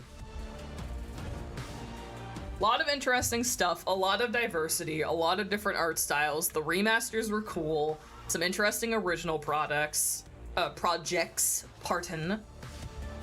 And a lot of 2026 release dates. I was worried we were gonna get a lot of 2027, 2028. We did actually get a lot of 2026, like coming in 2026 title cards, which I consider good news. I was worried we get a lot of stuff that wasn't coming until next year, but largely we're getting stuff this year, which is nice.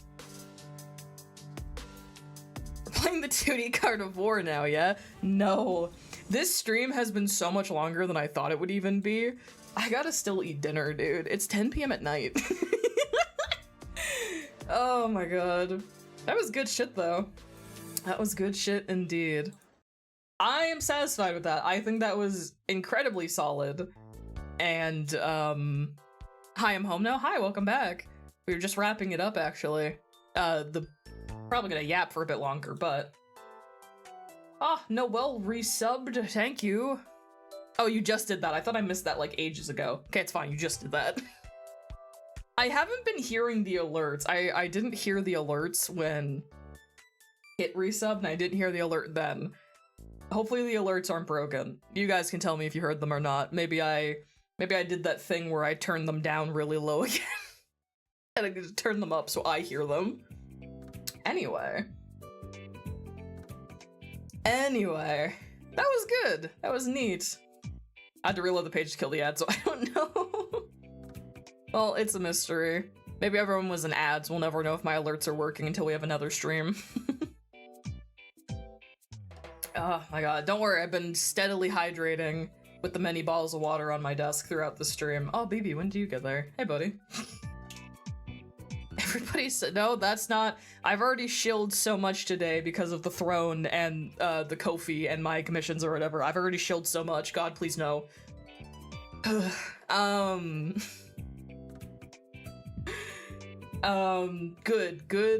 Good state of play. I ain't giving Twitch a dime. You have my respect forever. Also, please come to the Valentine's Day stream. It's gonna be awesome. Yeah, so I should talk about that. All that cash goes to Pixel proper. I'm the same way. I don't sub to people. I usually just donate to them directly. I'm very much the same way. Unless they're doing a sub-specific event, and then sometimes I'll give subs. Anonymously. Very private. Pardon me, I'm trying to clean up my desk a little bit. I have bottles, my water bottles scattered about. Prime is free. Yeah, primes are different. Use your primes if you so want. Oh my god, my brain just like short-circuited. Good lord. Thank you for hanging out today. Good state of play. I am very interested in Silent Hill Townfall. That, I think, is my main takeaway of games I'm gonna keep an eye on that, like, I personally will play. There's other games in here that I'm gonna be, like, keeping an eye on. Having my finger on the pulse of gaming journalism to keep an eye out on news on them and everything, but in terms of what I might actually play myself, Townfall I'm interested in. But good shit, definitely a lot of exciting news and some good things. I imagine there is at least some good news for everybody. Pragmata's gonna haunt me till it's out. I'm gonna do a healthy scrounge around on Steam and see if I can grab some demos, and we might do a demo night like next week or something. So I kind of want to play the Pragmata demo, and I might stream it. I haven't decided. I need to. We'll figure it out. But yeah. Hubba. Okay, next from me. The next time you will see me with your eyes, you guys will see me on Saturday for the Valentine stream. Please, well, Niram, since you asked so nicely, I will make an effort to stream the Pragmata demo. I will make an effort. Maybe that's what we'll do next Thursday. Not to keep pushing off playing Proto-Violence, which is still on the docket, but maybe next Thursday we'll do demo night, or at the very least play Pragmata's demo. I work Valentine's Day, but if you're still going when I get home, I'll hop in. Hell yeah. I'm streaming at 1 p.m. for reference. 1 p.m. AST, which is like 6 hours earlier in the day than I normally stream. For reference, today's stream started at 7 p.m. my time, so the Valentine's stream starting at 1 p.m. my time. So I imagine that might be out of some people, depending on time zones, that might be out of some people's usual stream viewing times. But I will absolutely have the VOD, obviously, and I'll make sure I post when the VOD goes up and everything. So if people still want to like check it out or whatever, they can do so. 9 a.m. Pacific time if you're cool and based like me. Yeah. So the Valentine stream is a Jeopardy-style game show stream with myself as the host. And what the stream actually is I have like 3 of my closest friends, as in Paul, who has known me for 7 years, Jay, who's known me for 4 years and has lived with me for 3 of those years, so we're very close, and then Noelle, my lovely girlfriend and like friend of what, is it going on 3 years? How long have we known each other at this point? But either way, 3 people who should know me very, very well and know facts about me and my life. They are the contestants on this game show, and it's basically Pixel Jeopardy. There are unique categories, there's different questions of different values and everything, and they will be competing in this game to see how well they know me. And there's a unique setup for it. There'll be a whole little stage setup and unique stream overlay setup for it and everything. And this stream will be the debut of my new model costume. For anyone who's been following along and present and all that jazz, Digital Casanova has been 3D modeled and like redesigned, which I showed off the redesign back when I debuted this model. So this has been coming for a bit now, so I'm very excited that Digital Casanova is finally a model costume. I'll be debuting it on Saturday, and we'll be using it for like the rest of the month and everything. Do you remember facts and trivia about your life? I had to really think about it. You had to do research for some. I did. I had to fact check shit. I actually did. Yeah, no, it'll be really funny, because the whole reason this Jeopardy game came about, by the way, I'm a very private person. I do not talk about myself a lot, so the joke of this stream is on me. It's supposed to be making fun of me, and the fact that I'm taking the 3 people I'm like closest to and have known the longest in my life, and I'm gonna ask them basic questions about me, and then they won't be able to answer them. And the joke is not supposed to be, oh, they don't know Pixel very well. The joke is supposed to be, what the fuck is wrong with Pixel? It's gonna be funny if they prove you wrong on a question. I don't know what to expect. I really don't. I was talking to Noelle about this. And I was like talking about it and like, you know, whatever. And I was like, listen, either you guys are gonna do way, way, way, way better than I think you are, or it's gonna be really crazy in the opposite direction. I don't know if there's a middle ground, you know what I mean? But that's what the Valentine stream is it's gonna be basically Pixel fun fact galore. if I had a VTuber wiki page, whoever wrote it would be salivating at the mouth at all the fun facts about me that are gonna happen on Saturday.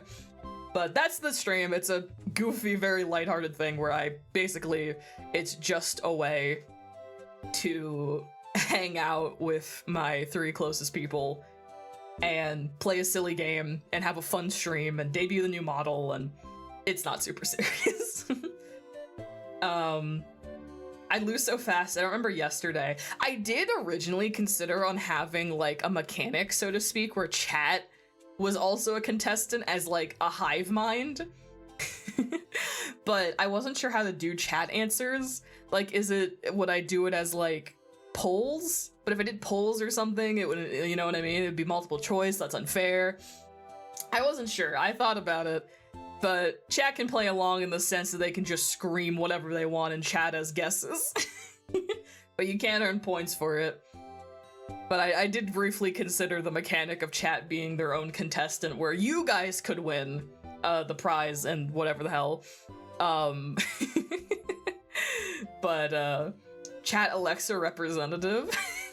What if we do chat's boon? We could gamble!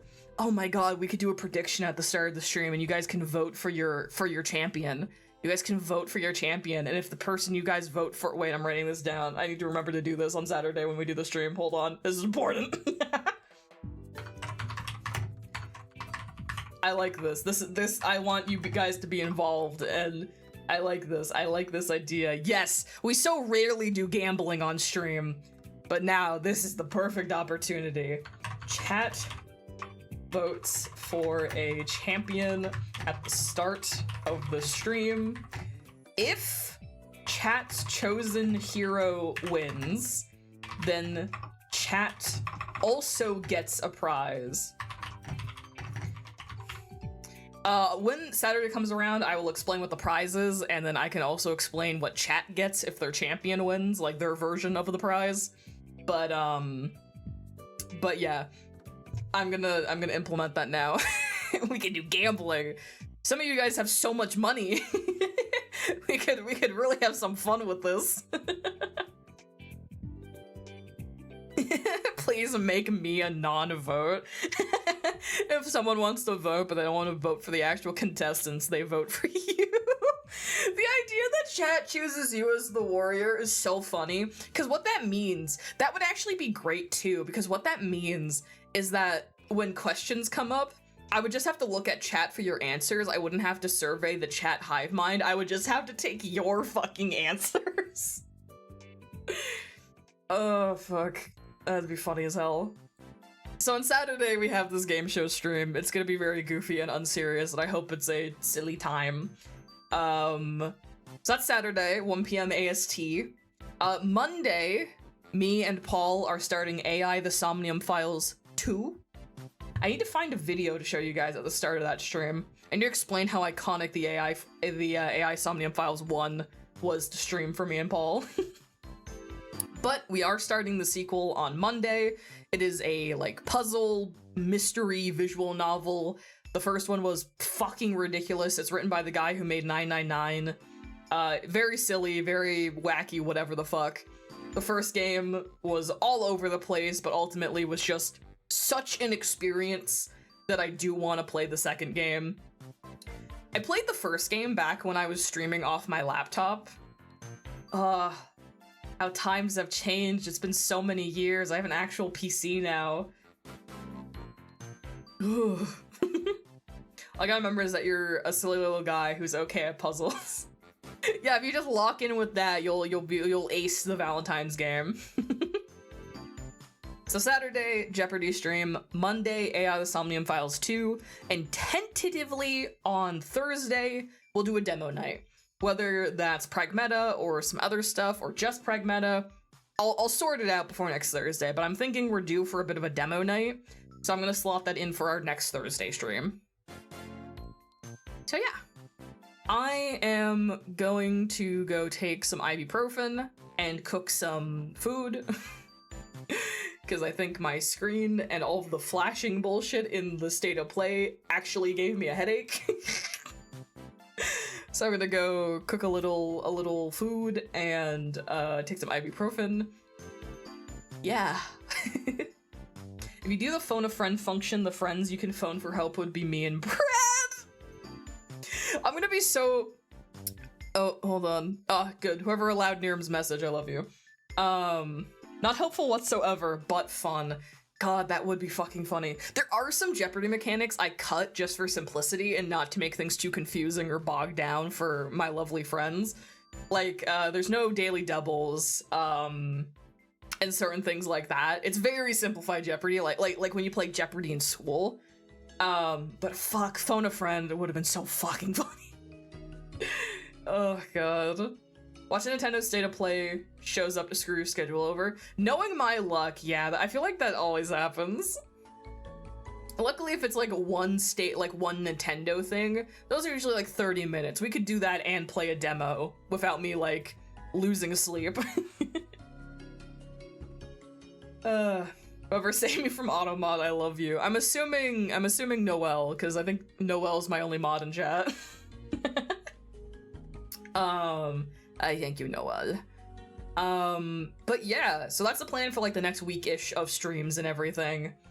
I'm very excited for the model debut on Saturday. I feel like I'm understating it, like I'm not stressing the new model costume debut hard enough, but like, dude, he's so cute! It's the same cuteness aggression I expressed about Pixel 4.0 when I debuted this model. He's so cute!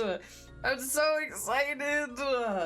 And then I get to take renders of him, so I get new renders to use, even though I don't use them a whole lot. I have so many renders of this model in poses and expressions that I like never use them that much for like promotional stuff. I should use them more. Anyway, I gotta go. I'm gonna go do some self-care and wind down and all that jazz. Thank you everyone who hung out and lurked and whatever have you for our TV time. It was good seeing everybody. I have been working very hard in my day job and working very hard in the evenings with my schedule. So it was nice to just hang out. I can't wait to see you guys on Saturday. It'll be really fun. Don't get sick. I'm gonna take care of myself, promise. Gonna eat some good food, take some medicine, and get good rest. I think it's the stress, really. What's that one joke where it's like, oh, it's not because it was a snake, it was the surprise that did it.